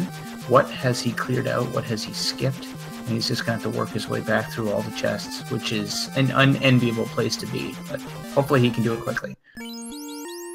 Yeah, we know he skipped some in Earth Cave. I don't know how much else he skipped in dungeons yet. But it'll probably lean him more towards the category of, hey, if there's one I haven't been to at all, like Ice Cave, clear it all the way first. Chitin says Tristal was grinning, so it's like, oh, well, I did that. Yep. Hey, fast gauntlets, and that's probably the power gauntlet. If the league champion and tournament champion can forget the loot, what hope is there for the rest of us? Use an item tracker that somebody will have to build eventually. I don't know, I built one for myself for the Swiss flags, but I'm not even sure where I would start with this.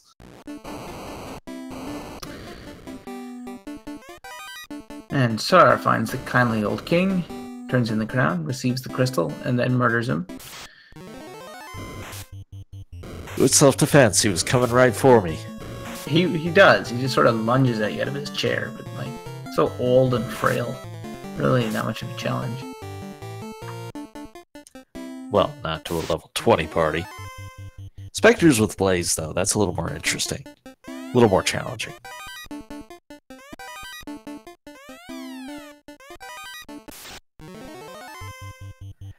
And hey, if you're enjoying what you're seeing so far tonight, hope you're following the Randomania family of channels, not just Randomania 1 and 2, but all of the Randomania channels, because there's going to be plenty of Final Fantasy Randomizer here in the coming weeks and months. Yeah, Randomania is one of our big partners for the upcoming tournament. Should be restreaming multiple races throughout the second Final Fantasy Randomizer tournament, the spring tournament, so-called, though it's beginning in pretty mid to late spring, and it'll run through the summer. So you'll have tons of opportunity to catch more FFR races on Randomania in the near term, and I look forward to it, because it's going to be awesome. And we are officially out of treasure chests in the Ice Cave with no loot.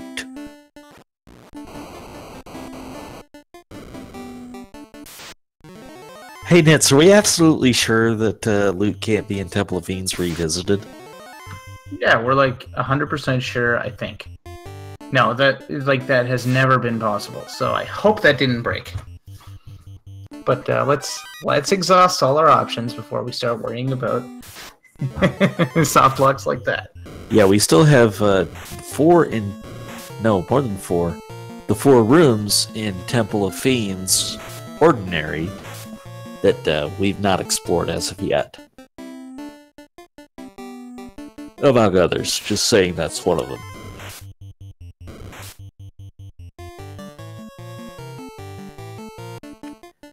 I have to shut my mic off so that the yawning isn't too obnoxious on this broadcast. It's a thrilling race. Kind of. Oh yeah, it's not the race.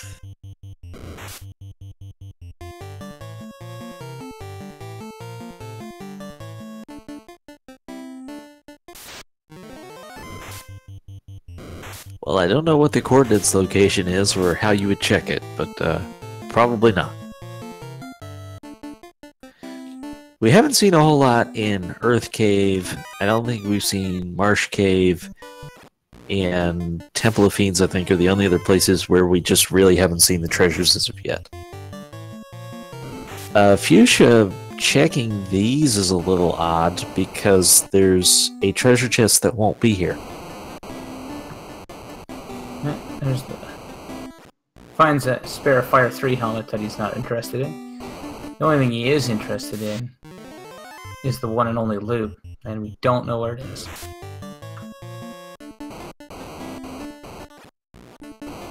The problem with going the way he did is there's an extra treasure chest on the north side, plus the 3 linked ones, so he missed out on one by doing that. Although, if you want to talk statistics, then that play still works.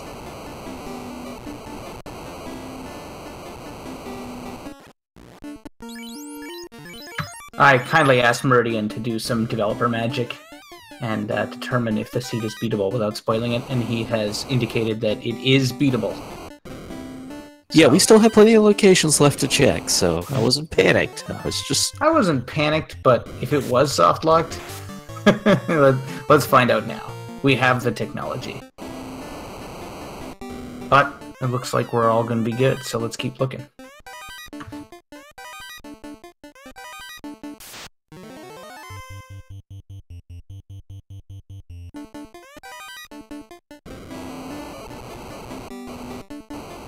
So one of the issues is we're not really covering a lot of new ground, although Fuchsia is with this Marsh Cave, but he's the only one right now that's covering ground we haven't seen.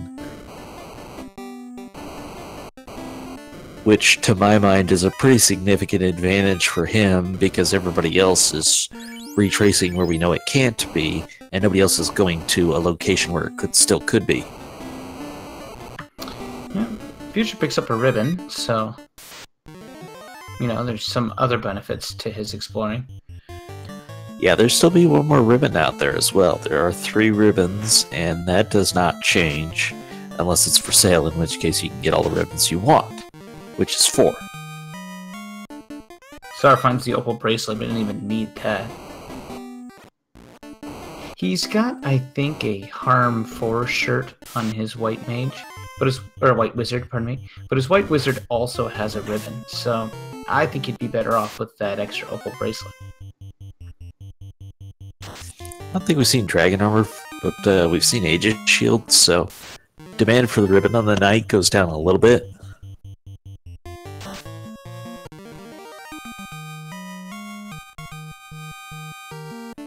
Yeah, there we go. That's something chat can do. Place your guesses now. Where is the loot? We've now ruled out the Marsh Cave except for one chest. We've also ruled out Ice Cave, we've ruled out Volcano, we've ruled out Sky, and we've ruled out Sea Shrine. Yeah, is it rod locked somewhere? That's a pretty good guess. There's a ton of chests in Earth 4.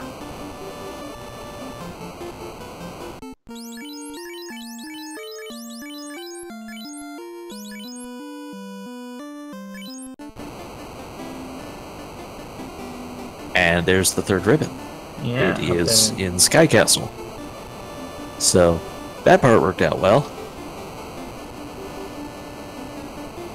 Does Fuchsia remember to go back for that other treasure chest? I sure hope so.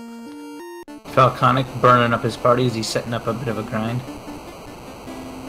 You know what? 21 is a great place to start a grind with for a black belt. Yeah, that's when they're... He can one-shot these things, he can get to a really high level, and we talked about this early on, that whatever you're gonna do, give yourself a chance with it. If you're wondering what he was doing there, those, I guess they're supposed to be lava tiles, but when it's the Earth Cave entrance and everything's tinted the color of mud, it's just some sort of nasty mud tile.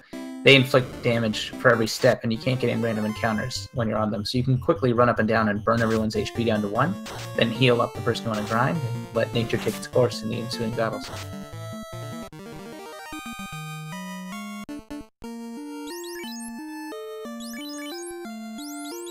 Maybe his target is the red dragon, actually, which is worth a little bit more experience.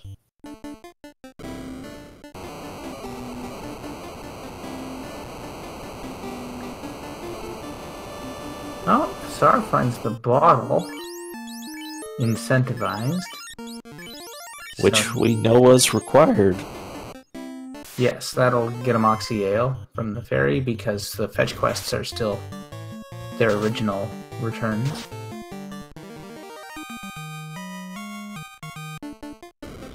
And now Fuchsia has to remember which one of those treasure chests is the one that's not linked. Yeah, there is a lot to remember, and Entrance Shuffle doesn't take that number down at all. It just makes you even more, because now you have to remember where things are and what they are when you get there. Well, thanks to finding the Iron Helmet, he can safely move on, and we can safely rule out another dungeon. And, hey, apparently Damage Poison is on the Medusa script tonight. Because Imps had it and Ocho's had it, so that means 3 enemies out there have Damage Poison. So at this point, Earth Cave is looking like a pretty likely candidate with having more treasure chests than Temple of Fiends.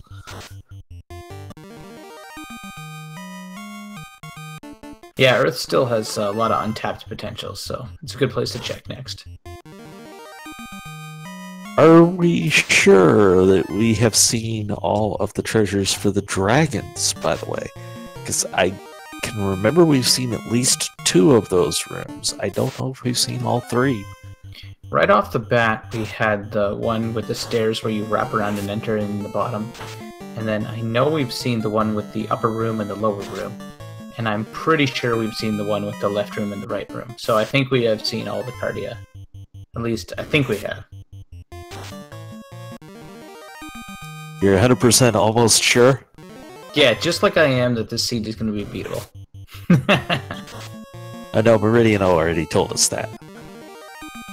Maybe he's just leading us along so that the payoff is all the greater when we suffer this frustration. He wouldn't do that to us, would he?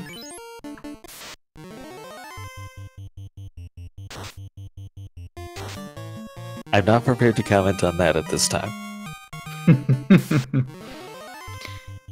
Alright, well, Fuchsia grabs a cabin out of the key-locked chest in Sea Shrine. That's Good the to chest rule that it nobody out. bothers to get. Yeah, you gotta tick all the boxes. Sar picks up a Masamune, slaps that on his White Wizard. I think it's more of a decorative Masamune. I don't know if you're gonna see her swing it too much. You know what? Probably more valuable for the White Mage to do than run away from a fight, though. Oh yeah, I could see it happening in Topher too when you're trying to save charges, something like that, in some random unrunnable. But yeah, they're gonna have over 30 spell charges. They're really gonna not need to conserve. yeah, that's probably true. And I'm saying over 30 charges between Fade and Nuke, because they're gonna have Red Mage and Black Mage both with Nuke, and then White Mage, Red Mage both with Fade. On different levels. Fuchsia finally picks up his tail.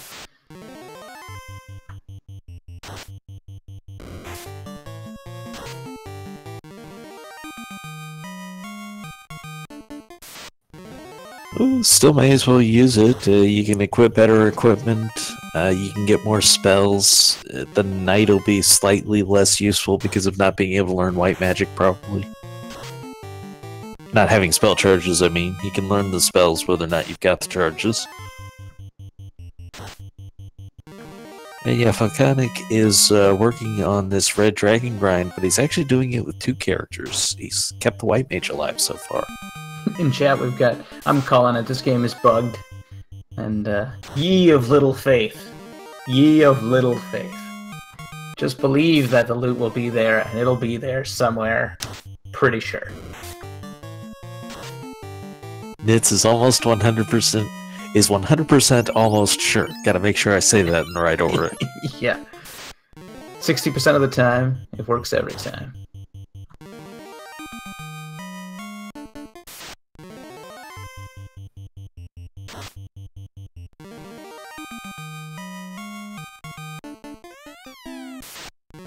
Phantom Room would be an interesting location. Are there any other treasure chests in Temple of Fiends revisited that you could get to before the Phantom Room?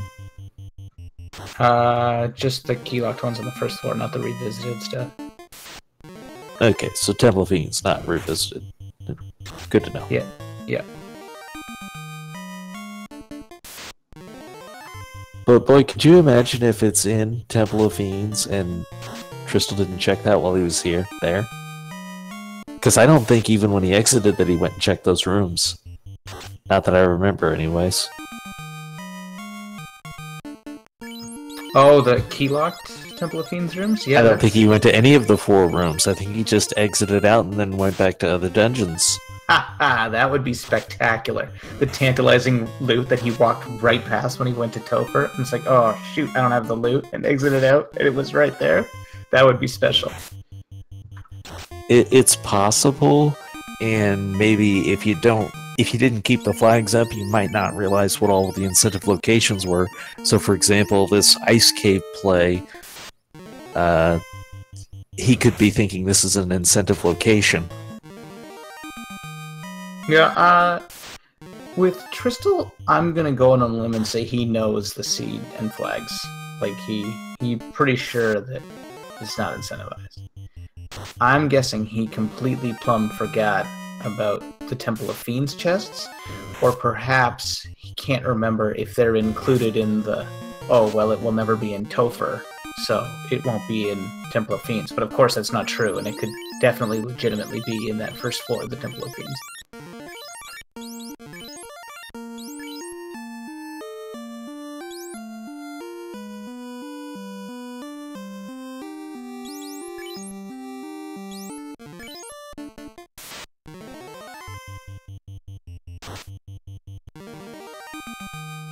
Oh, you can't complain too much about the gear.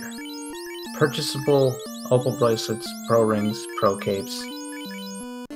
3 ribbons to be found. You know, I don't think we've seen the dragon armor, though. No, it's probably right beside the loot.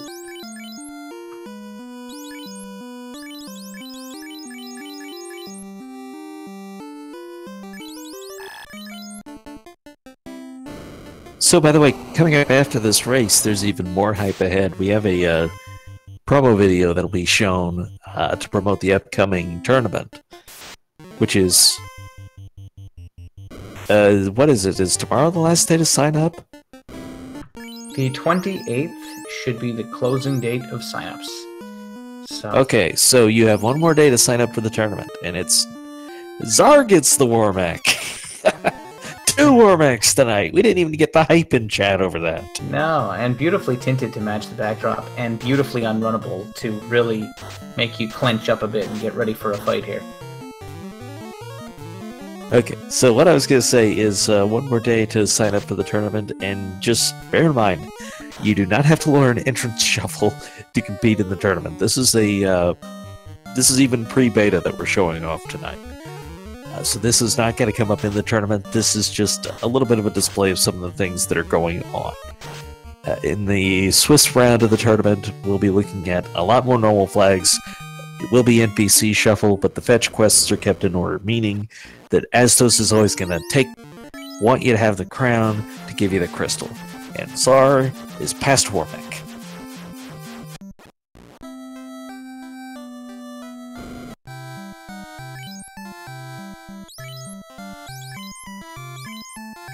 Alright, so Fuchsia and Czar are now both in Earth Cave and checking these treasure chests, and apparently the images are now showing thunder.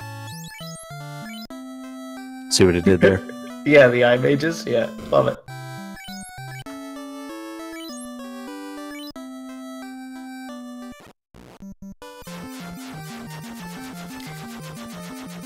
No, don't skip the Earth. You still need that chest.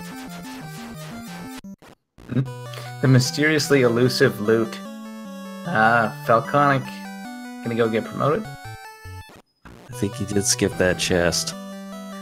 Well, he's not seeing this incentive yet, so it actually does make a little sense to check it first.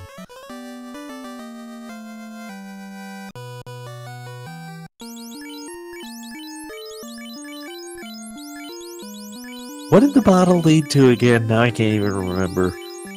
The bottle's always going to get you the chime. The chime's going to get you, pardon me, the oxale. And the oxale's going to get you into whatever. You're asking me what was the sub-engineer? Oh, that was Temple of Fiends, wasn't it? Yeah. Okay, that's why bottle was required. I remember that it was required, but not why. Did he just walk by the Earth again?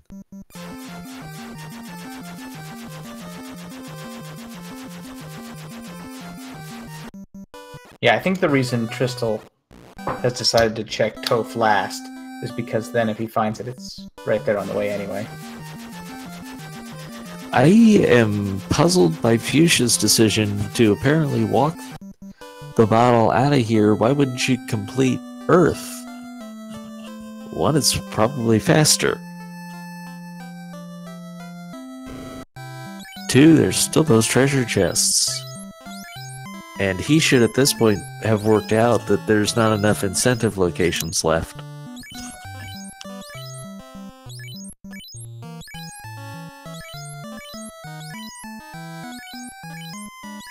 Although, having not seen the Sarah item yet, he could still gamble on that. But still, why wouldn't you beat Lich and then be done? Does he not have the rod?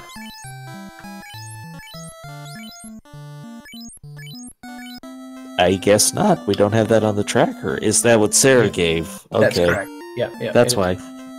But still should have beaten the Earth. I stand by that one. He should have beaten that Earth. Very well. But yeah, it's a real trip. You gotta get the... Well, you don't actually... Yeah, the fairy's just going to unlock Temple of Fiends, so that's not required to get the rod. It's just sort of unlucky routing. They didn't have it yet. Oh, pardon me. Temple of Fiends is where you rescue Sarah. Boy, Trenton, it's getting late, isn't it? Yes, it is. And this is exactly why you shouldn't do math while live on Twitch. I'm not even trying to math. I'm just trying to stay awake. But I'm saying if you can't even remember where Sarah is, that's why you shouldn't try to do math. I just was perplexed that you needed the Oxyale to get to Onrak, to give it to the ship engineer, to get to the Temple of Fiends, to rescue Sarah, so that you can get the rods and go back to the Earth Cave. Are you keeping up? Because there's going to be a test. Oh, there's a test for these runners. Which, by the way, we have another runner, which is Minochi, and he's not done yet either, so he's going through the same thing the rest of these runners are. Or else he'd already be done. The fascinating thing would be if Fuchsia goes ahead and checks the 4 rooms here, in addition to Sarah. That could really make things interesting. And Tristal has a chance to check this Earth room that Fuchsia didn't. So he's going to take out Garland first. You know, the question is he going to check any of the chests here, or is he too not really paying attention to the missing loot? No. No, Fuchsia, come on, it's 4, they're easy, get them.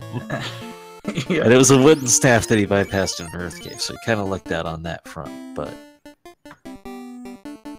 still, the point stands.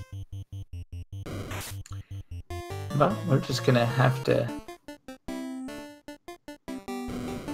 wait for the next person to make it to Temple of Fiends. TGE has shown up in chat. How's it going? a TGE does not simply show up in chat. Now, usually they come with, like, demands to me sing, and, I mean, that might have been just a one-time thing. Maybe it'll happen again, but it's not going to happen tonight. So there it was. It was in what passes for a treasure trove of the Earth Cave. And that should actually be good news for Fuchsia because he didn't leave anything behind. Don't make me take you up on that, TGE.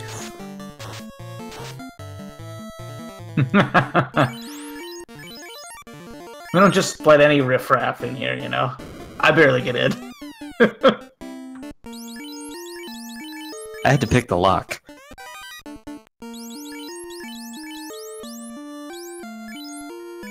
So anyways, what we have now is, with the loot, Tristal is actually able to complete Temple of Fiends, which he wasn't able to before. He was able to get in here, but without that loot, you can't actually complete the dungeon. For Fuchsia, this should be pretty quick through here, actually, because he's already checked a lot of these rooms.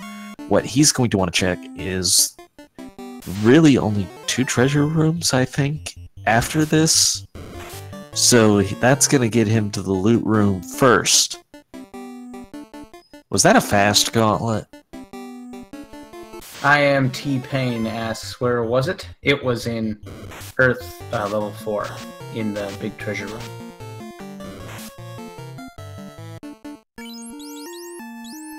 What passes for a big treasure room in the Earth Cave?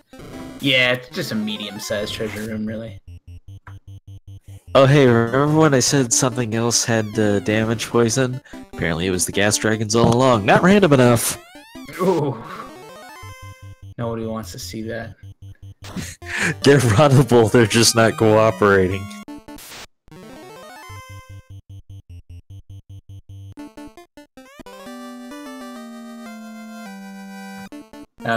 Again, the loot was in the 4th floor of Earth Cave, which is pretty much the last place Tristal ended up looking, but we'll see when he beats it, how many open chests he really has. Falconic just beat the vampire and found the bottles, so he's been able to make some ground now.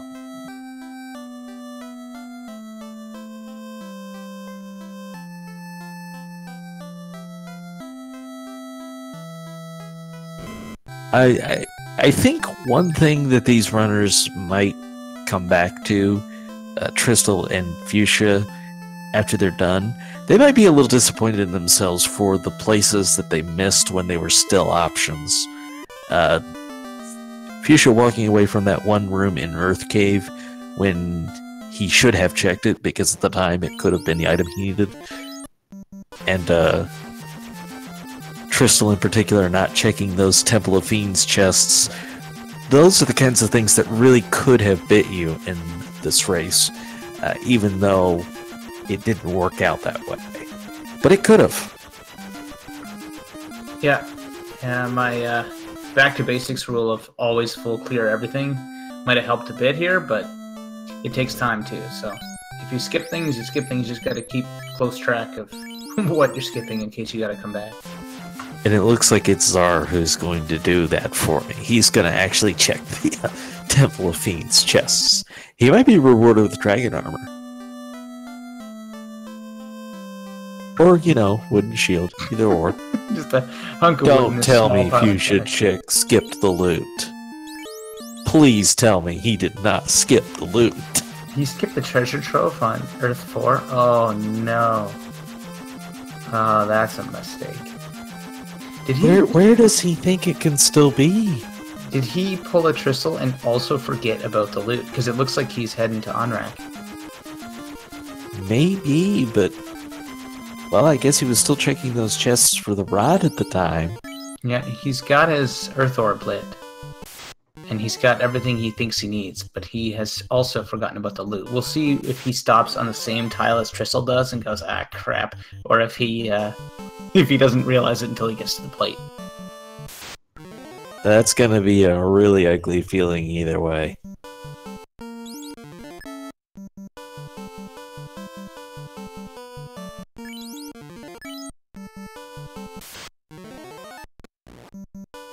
Zara, of course, does not have the Earth Orb. This was a required trip first.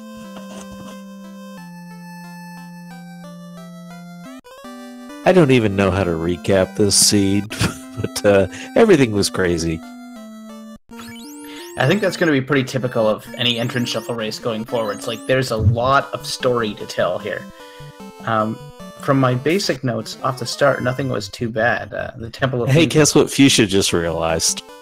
What did Fuchsia just realize? That he doesn't have the... Was it the same square, or did he get further? I think he was in the past. And, it looks like he decided that was a bridge too far. So, in the IRC, Fuchsia has decided not to continue at this point, which, as far as our on-stream runners, puts Trystal at a decisive advantage. But at the moment, I have no idea what Minochi is up to. Other than thinking about Lach, I do know he's up to that. That is too bad, being so demoralized by forgetting the loot. And what's really tragic is that he just missed it, like, seconds before. If he had known in Earth Cave that he was still looking for loot, he would not have missed it. He would have gotten it easily because of where it was. It was on the next floor past the rod, and he absolutely would have checked that if he had known at the time he was still looking for another item. Yeah, that's too bad. It's so demoralizing, and he probably doesn't... He's probably going through in his head all the chests he didn't check, because he's definitely done all the incentive locations, so it could be literally anywhere. And if that's a large list and you don't remember which entrances led to those places, it snowballs. You're like, yeah, no, I'm done. So, Fuchsia phones it in at around the 1:45 mark, and we'll see who takes it, as Trystal gets pretty deep now into the Temple of Fiends Revisited. Taking on Lich 2, the start of the first battle of the Fiendry fights.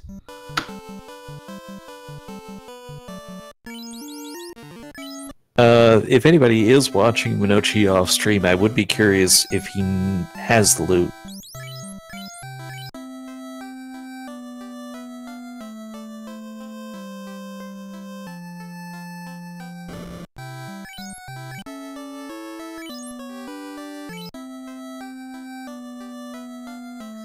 To be honest, I was really hoping it was in Temple of Fiends. That would have been the most poignant, just right there where you need it. Sarah just, like, stashed it there while she was being imprisoned.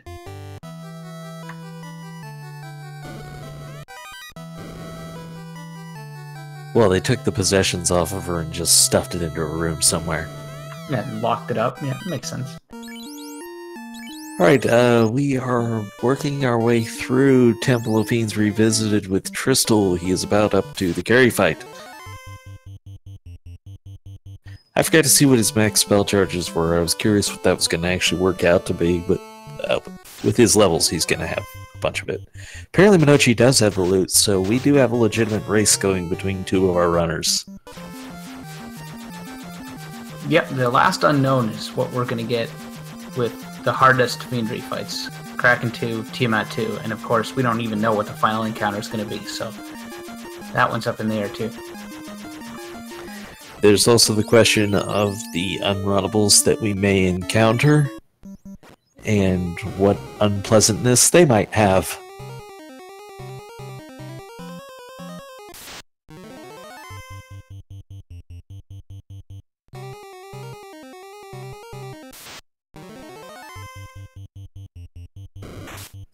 Some waters, which can be really unpleasant, but the vanilla unrunnable encounters, but when you're able to get away from them, that's one of the nice ones to have cut out of the mix. And looks like Zara is about to pick up the loot. So he's actually not going to be too far behind here.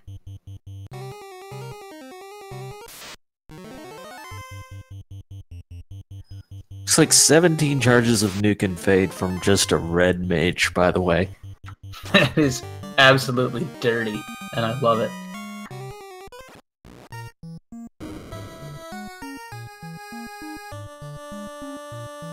So that should be somewhere around 33 to 35 charges total between the mages. That's not even counting the knight having 4 charges of fate, so almost 40.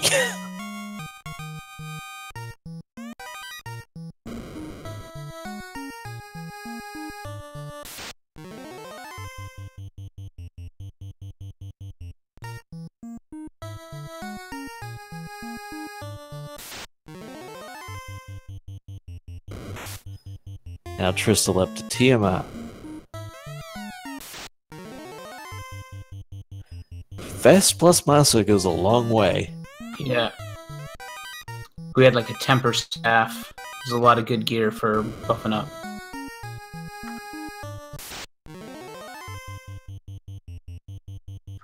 And replacing Fuchsia is Monochi 85, brought in by our restreamer Nora, who's master of his craft.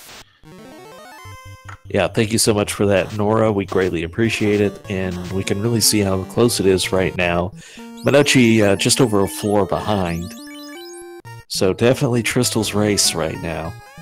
But still got to get through the rest of it. The good news is, though, the wandering around has led to more levels, so that's going to make these last fights a little bit safer.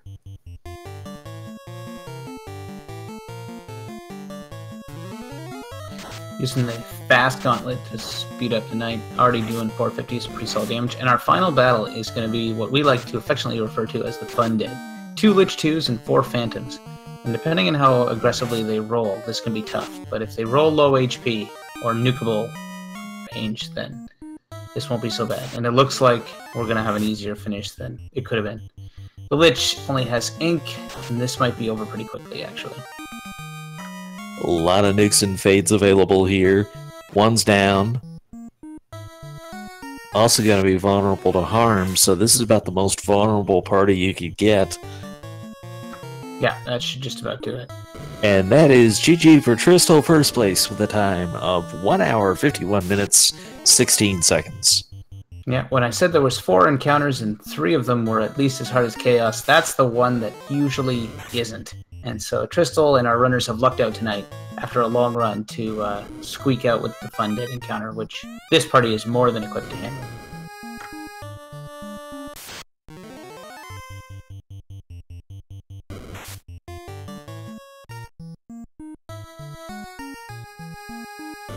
So for those who haven't seen it yet, this is one of the newer features you've been working on, which is to give us alternatives to actually fighting Chaos. That's not to say these fights are pushovers. Some of them are going to be easier, some of them are going to be harder. And that still might be something that gets balanced more as time goes on.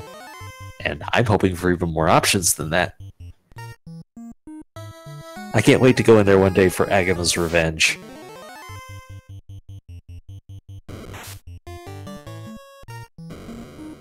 So many fun possibilities.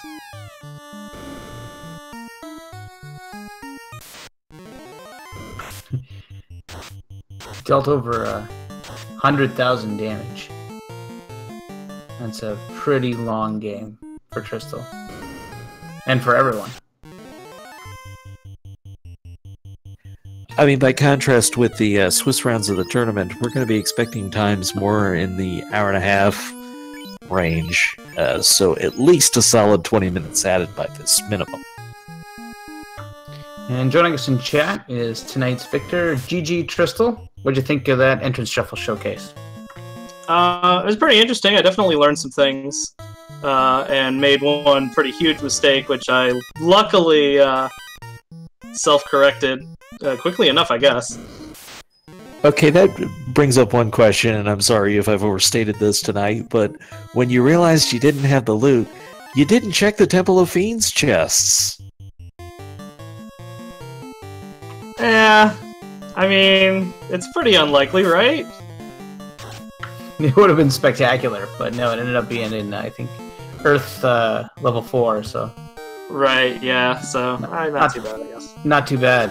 Fuchsia made exactly the same mistake as you did. He was sort of hot on your heels for much of the race, but then also forgot the loot and kind of he phoned it in after that. He didn't want to go looking for it because I think he skipped a lot more chests along the way and wasn't sure where to backtrack.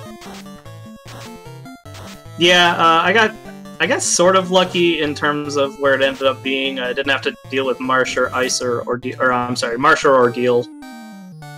But that was pretty much it. I think I full cleared everything else, other than like Northwest Castle's chests and the Temple chests, as you mentioned. Real quick, there goes Minochi in second place, time of 1 hour, 54 minutes, 33 seconds, so he was not far behind at all. And we'll see a little bit of a change here when we drop down to just 2 players. We've got Czar working through Temple of Fiends, and Falconic is working through Sky Castle at this moment. So, Tristal, does Gas Dragon, it's not random enough, huh? I mean, I having played a couple of the Floor Shuffle seeds was pretty random too, but yeah, the towns being where they were expected to be was actually very surprising to me. Just Caneria being guaranteed and everything else just being wherever the heck it wanted to be. But after I'd found Provoca where it was and then lined up, that was a big surprise for me, but it worked out. We also had this teleporter shuffle on right now that Falconic is about to display. What was that like for you? I don't remember if you found it right away or had to search a bit. Yeah, I found it right away, so it wasn't really a factor.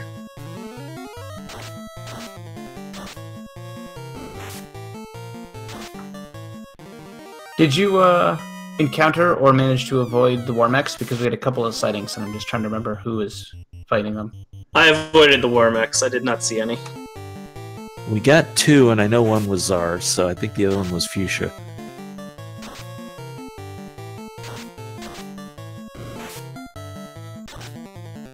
So, looking ahead to the upcoming tournament, days away.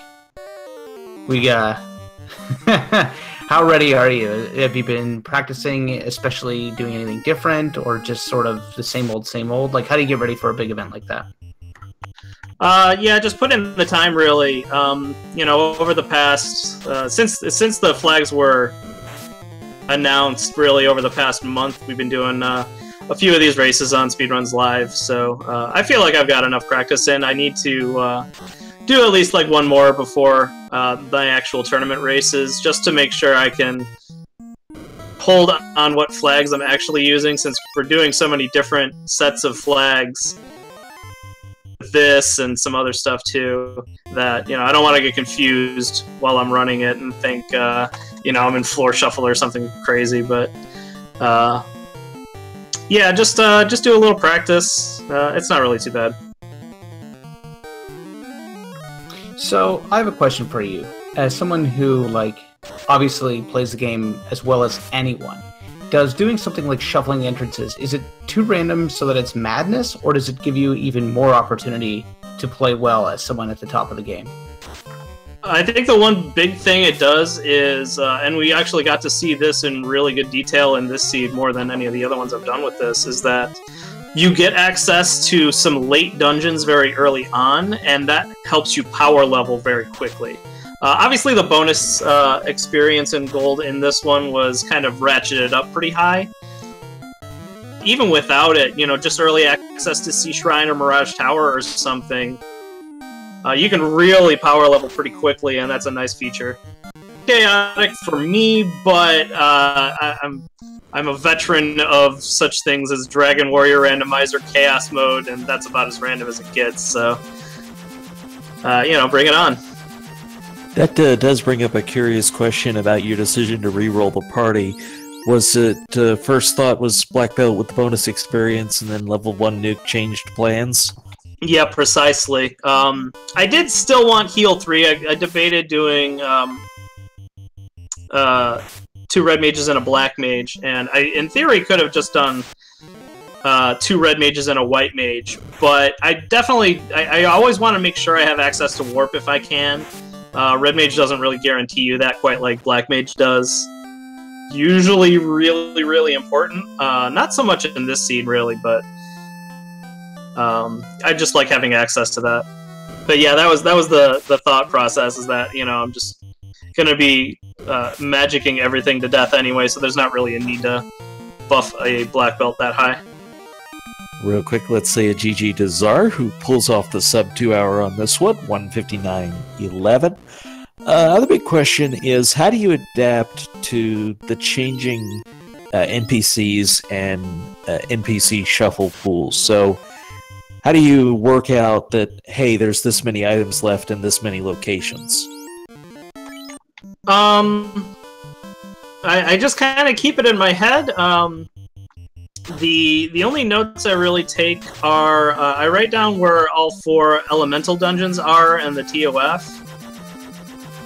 If there's anything else that comes up really early that I'm going to want to know later on, I might write it down, but it's not really any different from a normal run in terms of juggling which NPCs you've talked to. There were only 2 incentive chests, just like there usually are. They were in different places than they normally are, but you know, it's I don't know. It's not too tough for me to keep track of it all in my brain. When we add a whole bunch of different incentives, it might get a little crazy, but we'll see when that happens. Do you keep an exact number? Like, are there this many incentive items and this many incentive locations? Or do you just sort of be like, well, I haven't seen the loot yet, so it's got to be here or here, or something like that? Yeah, it's not super precise, obviously, you know, not taking care to remember that I needed the loot. But yeah, I guess that was a bad example, yeah, but you know what I mean, I think. Well, no, it's a good example because I didn't, but I knew that it wasn't in an NPC's hands, you know. It's not like Narek was going to have the loot, because that feature wasn't turned on, so I knew it had to be one of the things that was in chests. I think we still missed the canal and the ruby, or at least I did. So I guess I sort of got lucky to find the loot before I found the other 2 there. We did actually find most of those over the course of the whole run. I think the only notable thing we really didn't find was dragon armor at this point. Yeah, I didn't find a 3rd ribbon. But yeah, I think I pretty much found everything else. Sky Castle is where I remember seeing the 3rd one. One was the NPC, and you would have had that one. You probably had the Sky one, too? Yeah, the Sky was the other one I had, so I missed the one that was either in Earth 4, any part of Marsh Cave, or any part of Ordeal, or TOF. Alright, I have Ordeal in my head. We got a little carried away. We didn't even congratulate Sar, finished with 159.11. GG to Sar, finishing in 3rd tonight. And we'll see if he'll pop in for some chit-chat in a second. I attempted to. Maybe my mic didn't unmute for that one. Or I just wasn't listening. I apologize. Yeah, well, who listens to me anyways? I don't know if anyone listens tonight, Tristal? Sorry, I didn't quite catch that. Any other thoughts on this one tonight? It was a lot of fun. I'm definitely looking forward to 1.3 going live, and Floor Shuffle going live too, because I really enjoyed that. I've done a couple of those on my own time, and that's been a really good exercise for memory to figure things out there. It gets pretty wacky. I look forward to it stabilizing a bit more so that we can unveil it in more detail in the future. So we now do have Sar in the commentary room. GG, Sar, what do you think of our first Entrance Shuffle showcase? And thanks so much for participating and organizing it.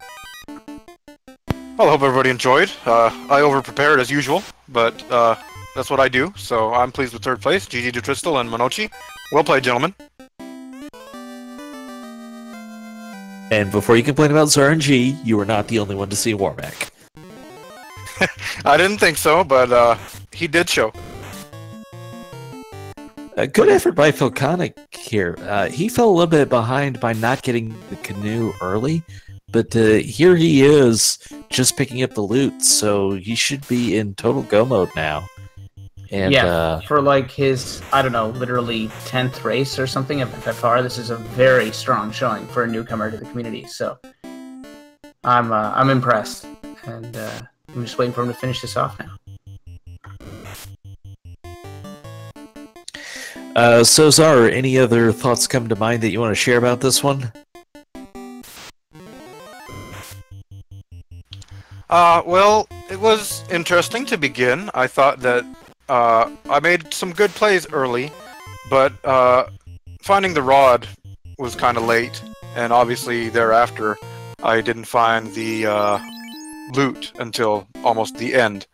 But aside from that, it was not that bad of a seed, I would say. I think the only real trouble that I encountered came in Sea Shrine. Yeah, I think the story of this one, it was the super forgiving nuke and fade at level 1 and 2, so if your party was well equipped for that, like, it really made things smooth.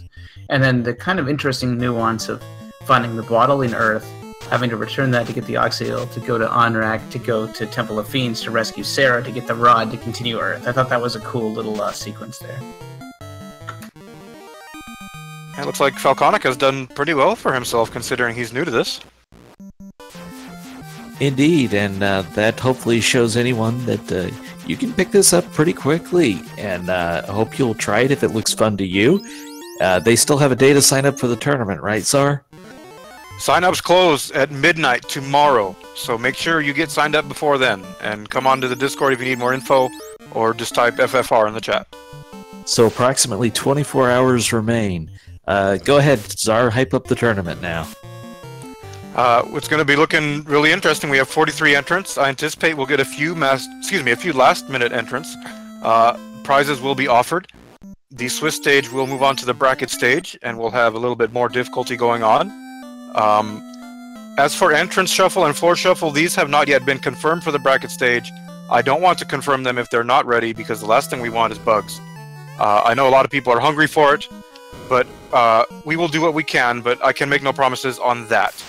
However, we also have our polls open. Please go and vote in our polls. Your voice matters in our bonus stream. If you remember the last bonus stream, it went on 8 hours, and it was pretty hype. So we're looking for the party that you want to see.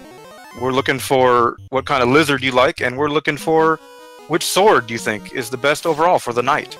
We've got lots of content coming up, too. Randomania will be our exclusive channel for bonus content for this tournament.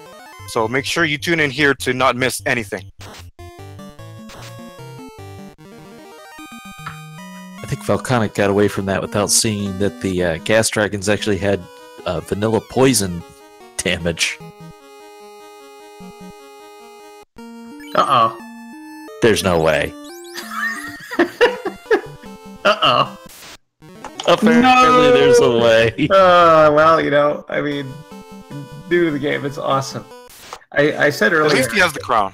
If Tristal can get to Temple of Fiends Revisited without the loot, what hope is there for the rest of us? And indeed, Falconic has succumbed to one of the classic mistakes of this game. You're gonna make that mistake once. You're gonna make that mistake at least once. I make that mistake once a month. Well, hopefully Falconic's been taking good enough notes to remember where all the quest NPCs are for this.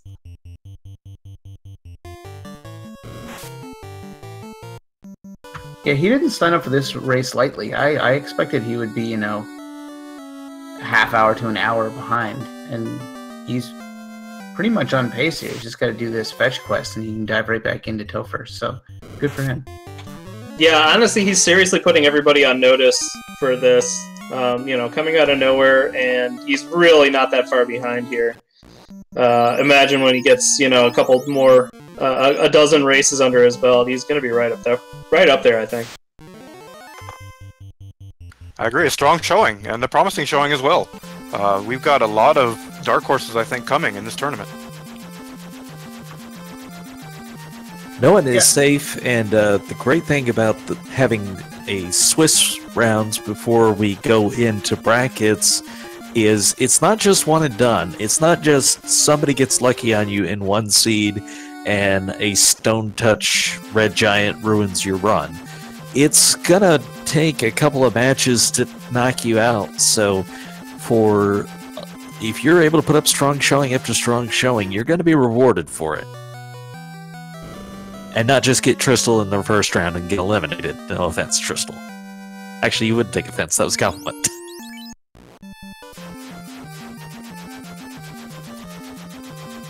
But hey, it's after midnight. And here's Falconic demonstrating the turbo mode shuffled up key quest.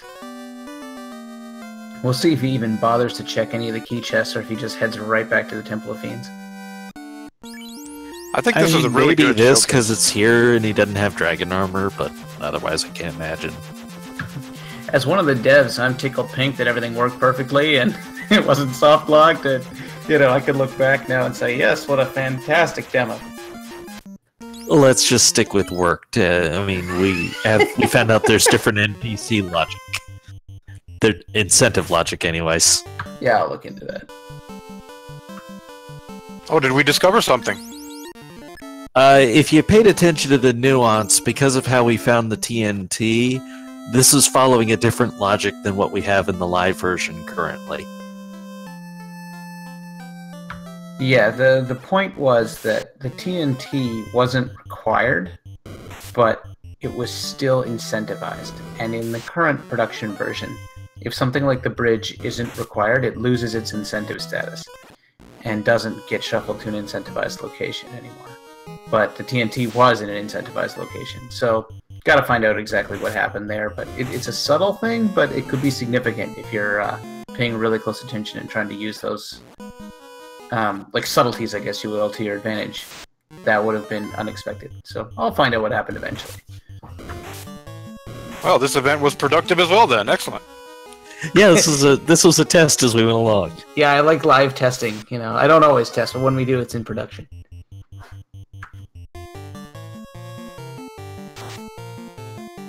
Apparently the remind Batman me. were unrunnable. You can't escape the life of crime. So coming up right after this race, we're relaunching our trailer. Is that a fact? We're on deck, yes. We should be having the FFR Spring Tournament trailer reveal right here live after Falconic finishes up his race. So stay tuned, everyone. It's going to be hype. Yeah, he has really good levels here because he did stop to grind levels up the black belt, so he was well prepared for a difficult Temple of Fiends, and Czar claimed he was overprepared. Falconic probably spent 5-10 minutes laced leveling up just the black belt and white mage.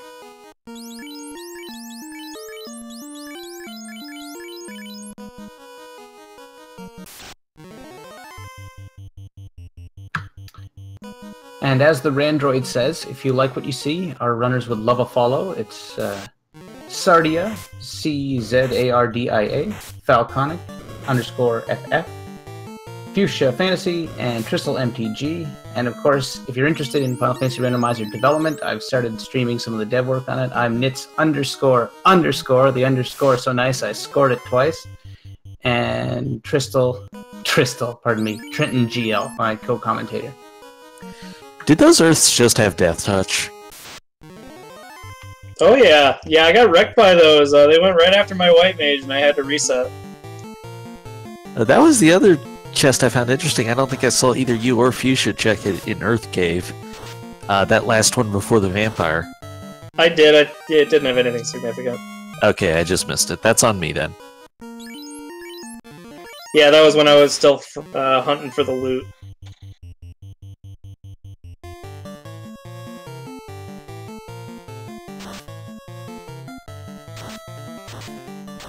So Falconic's black belt should just wreck basically everything, although apparently this Lich has pretty high HP.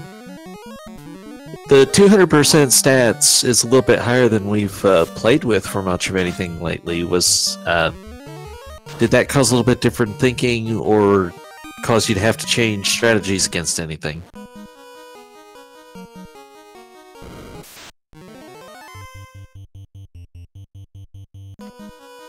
I apologize, could you repeat that? Don't worry about it. It was just a filler question for time anyways.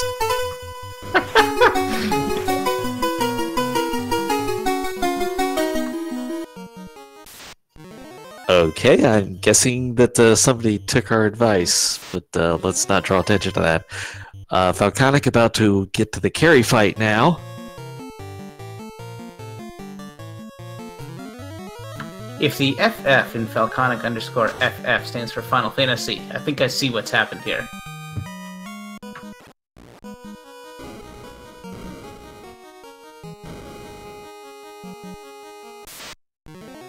Alright, we saw earlier the water floor was pretty mild.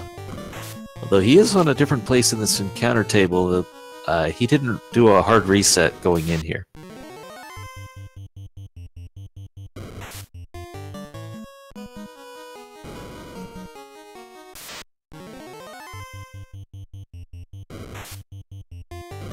And Falconic's still a new runner to this game, making a little bit of a rookie mistake here.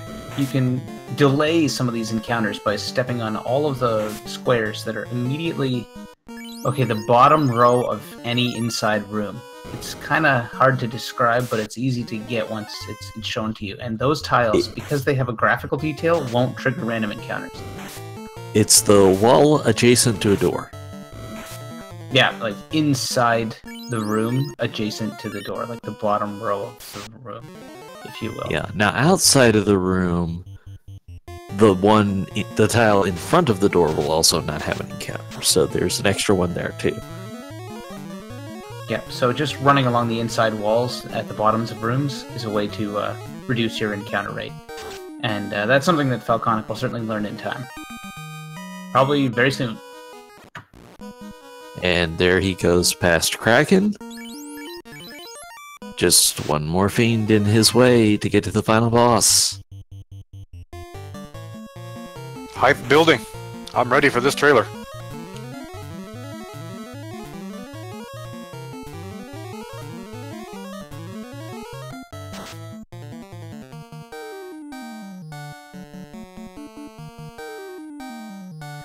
Tiamat survived one punch.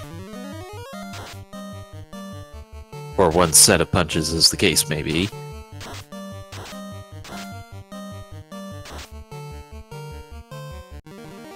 So did we inform the fine folks about the challenge seed going around currently?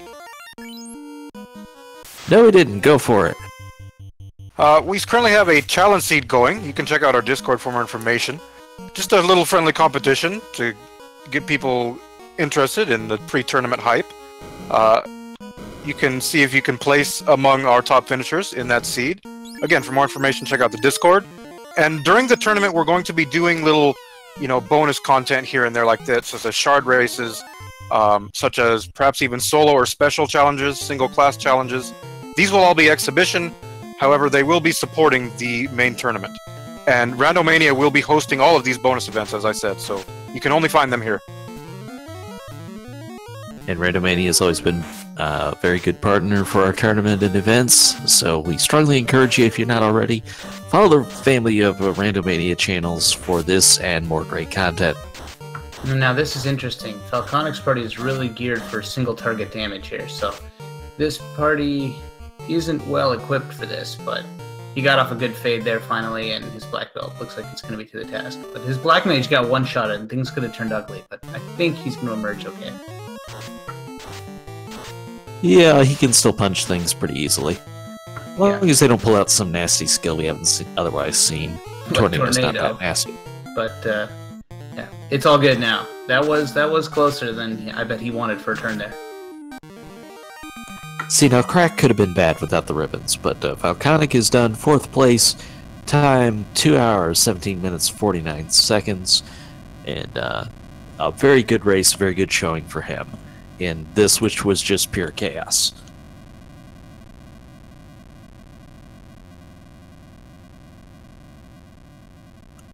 That was a great race for Falconic.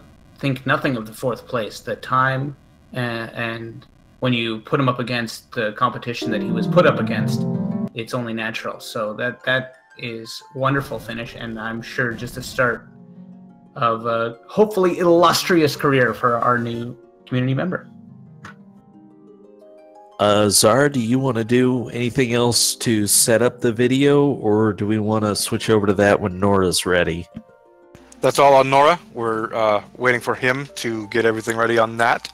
I don't think Falconic will be joining us for an interview, but I'm not certain.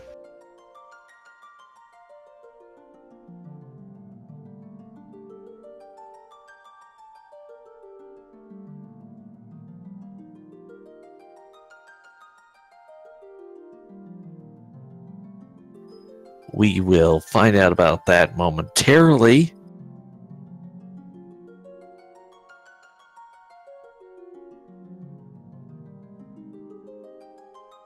right, so we will get a couple words from Falconic. And just a quick thank you to everybody who chose to spend your evening with us. 2 hours and 17 minutes, a bit longer than we've been doing for most of our other events lately, so a bit of a long one, but hope you enjoyed throughout. A lot on display here as we get more and more ways to make this game random and enjoy this classic NES title.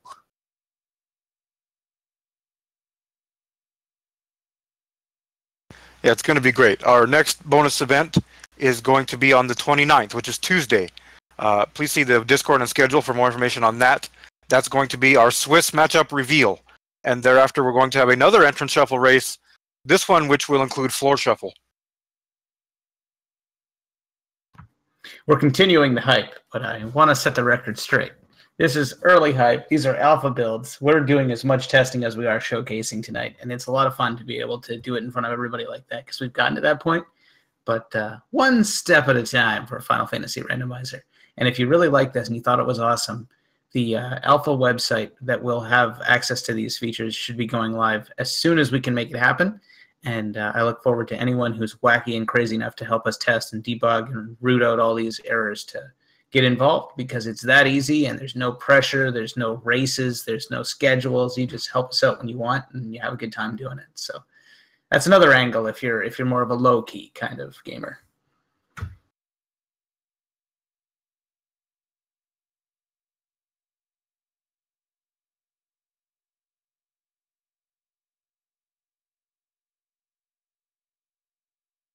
I wouldn't call it masochism, but it's certainly not for the meek.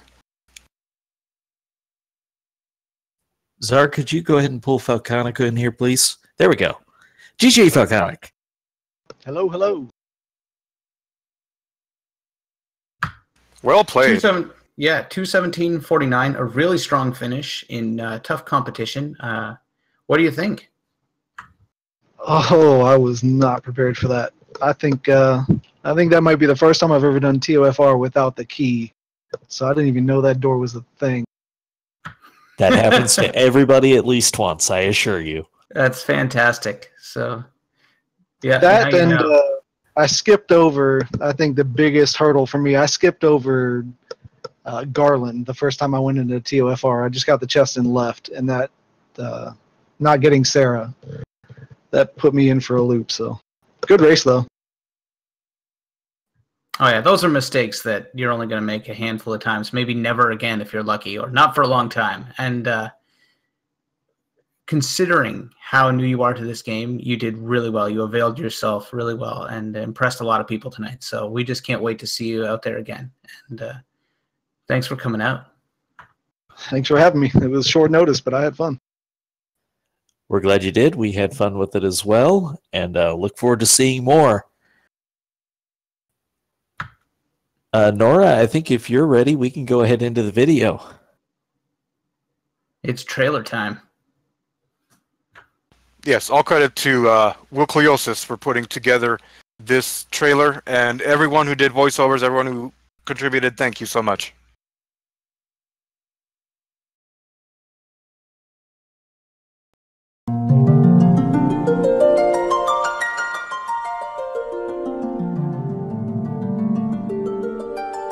Stage 8 of the inaugural Final Fantasy Randomizer League. We have a horse race. All 5 players are in the Temple of Fiends Revisited. 4 of them are grouped together in the echo of the floating castle, on their way to Chaos. Salty Fry is the first to the Chamber of the Architect, Chaos. He's the one who united the 4 fiends and sent them forward in time to battle the Light Warriors. Tristal is the focus here. He must win this battle or finish off Chaos within what we estimate is probably around 40 seconds if he wants a share of the inaugural Final Fantasy League title. Salty Fry and Shofu Kamachi were the first ones here. They have a slight advantage. That advantage could be nullified by one spell from Chaos. It could be a nuke, Quad X that breaks through a ribbon, or even a well-timed Cure 4, which we know is still in the spell pool. Salty Fry is on the attack, multiple nuke shots lined up along with power bonks for his knight. Shofukumachi is using a blend of Fog 2 to raise Absorb defensively, and the Power Gauntlet to buff up his impending attacks. Triple nuke shots from Salty Fry nets 300, 250, and 200 points of damage, all in one round. Shofukamachi deals at 700 physical damage and is already into his heal 3 spells. Remember, he has a slight advantage being the first to Chaos. And Salty Fry's Knight hits for 784? He's done over 1500 in damage. I think Salty Fry is completely out of nuke charges for his light warriors. Sforzando has really laid on the invisibility cloaks. He's utilizing the white shirt and the defense sword. Chaos hasn't really shown anything devastating yet. He's got the ink skill, he's also packing Fire 3 and Ice 2 for sure. However, he has got an absolute army of hit points that these players are going to have to deal with. That level 2 temper spell is getting quite the workout from all the players.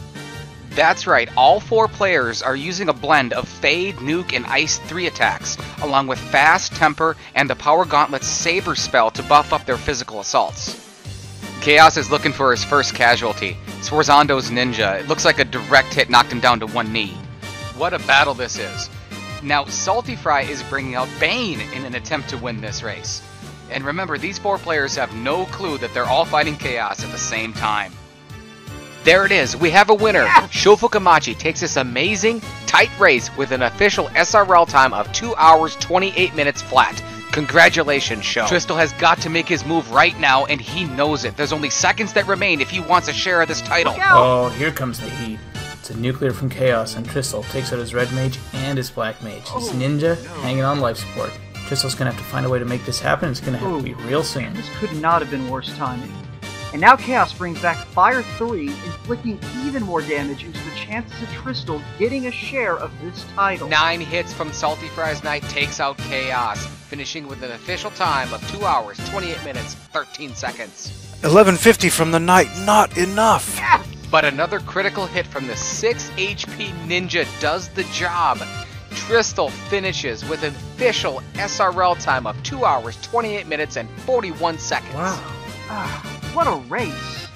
Now Sforzando hits for 1,000 damage and still can't take down Chaos. Oh, wow. You kidding me? And yet another hit for 633! And Chaos is still giving our players fits. Per the established league rules and guidelines, Tristal gets this title by 4 seconds. Congratulations. This is a great example of the Final Fantasy Randomizer community. Here we had 4 top players and a dark horse battling it out, and look at the results. This is as good as it gets for any randomizer game. Fade and Nuke blast for a combined 500 damage, but isn't enough. Sforzando's still fighting, there's no way he's giving up. What a race! Another Fade shot and Chaos is terminated. Congratulations, Sforzando, finishing it with an official SRL time of 2 hours, 29 minutes, and 48 seconds. And congratulations to Tristal MTG. He's cleared his Chaos point here in Stage 8. That'll make a clean sweep of the league and his share as an inaugural Final Fantasy Randomizer League champion. Welcome to the Final Fantasy Randomizer Spring Tournament 2018. Sign-ups are currently open and the tournament begins May the 30th. The deadline to enter is May 28th. Visit our Discord for more information. I am your tournament administrator, Czar. Our exhibition will feature multiple Swiss rounds, culminating in a bracket stage with increasing difficulty and randomizer features. All players are welcome and we hope you will join us for all the slab translating, crown chasing, mystic key unlocking fun that is Final Fantasy Randomizer. Thank you, Czar. Will Bloodworth here to say thanks to our exclusive broadcast partners for the Final Fantasy Randomizer Spring Tournament of 2018, including Speed Gaming, which will broadcast live races and our exclusive bracket stage reveal show following the opening Swiss round, along with Randomania, which will also feature live races and exclusive bonus content. Congratulations to our inaugural league co-champions, Tristal MTG, Artea SRL, and Minochi85, as we look at him taking down Chaos in a rare and rather unique way.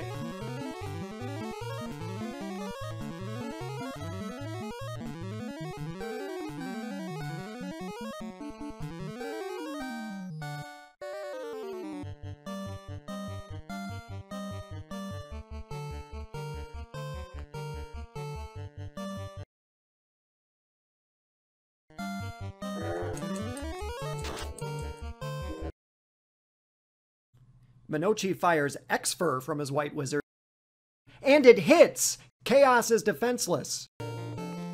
Oh yeah, bracket's gonna work. Oh, come on. It was close. The expert would work. Come on.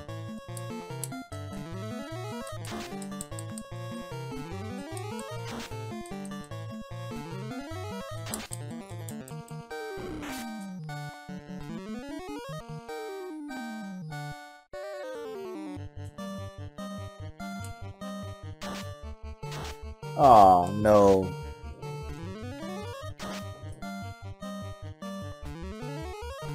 Come on, Brack. You got 6%, dude.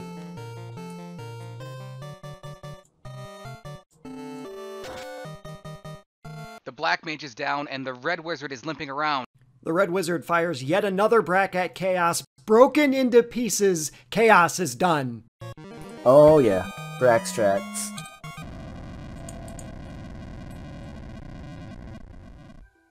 Congratulations, Minochi! Our polls are open. Just a few of the things that you, the fans of Final Fantasy Randomizer, can vote on include the 2018 Spring Tournament mascot. Which lizard will win? Is it the iguana? What about the maligned agama? Or perhaps the elusive Saria? Last year, the fans voted for 4 thieves as the Light Warrior party for our bonus stream, and we're doing it again! Vote now for either 4 fighters, black belts, white mages, red mages, or black mages. The bonus stream will air shortly after the tournament ends, so get out there and tell us what you want to see. Now, here's a look at our development team in action, playing the first ever entrance shuffle seed, and just some of the madness that goes into creating Final Fantasy Randomizer. This is not a possible seed. It is a possible seed. We just got it. Therefore, it's 100% possible. Which way are you going? Are you going Matoya or Provoca? Which way are you going? I'll go the other way. I'm going Matoya. Okay, I'll go to Provoca. And Dwarf Cave has some gold and iron armor. I have 3 characters alive. The 21 HP, 18 HP, and 4 HP. If I find a soft, then I have another party member alive with 17 HP. I'm wrecked. I got 1 guy left. This is... I got 1 guy left. The Imps are through their bracket. The Imps have Cure 4, Cure 3. Oh my god! Invincibility 2. Imps have Brack, Invincibility 2, and Cure 3. And Dark. Oh, Scums have Heat. Down to 3 HP. Oh no, I'm dead. This seed is grind your white mage to a high enough level to go through. Grind with what? Hopes and dreams? Well, you have exit. You have level 2 exit. So you exit. Get your white mage What do you to a want high me to do? enough level. What do you want me to do? You want me to throw some harsh language at the guy? No, the only thing you can do is hope for those single Grey Imp encounters around Melmond. So progression is going to be in the incentivized wizard chest in Marsh Cave. You need to get to the point where you can take out 2 wizards with your bare hands. My name is Will Cleosis, and I would like to thank Czar and the entire Final Fantasy Randomizer community for coming together this spring and summer for our 2018 tournament. A reminder that registration closes May 28th and the tournament begins on May 30th. Any and all information is available in our Discord. Final Fantasy Randomizer Warriors, revive the power of the orbs.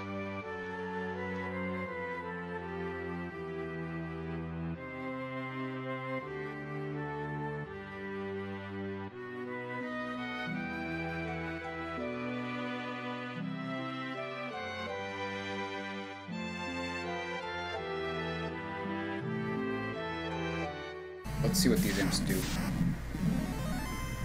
Oh god.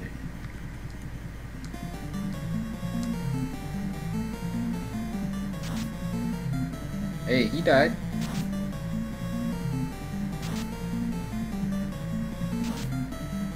Oh, I attacked the wrong guy. That's not good, but whatever. Okay. Alright. We're good so far. These guys are really weak.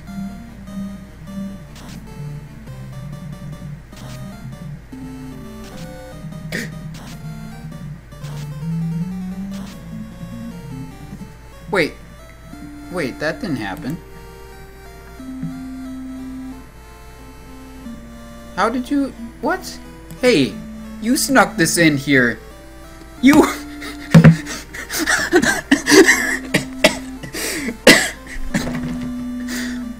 I need to highlight this just because you said imps are safe.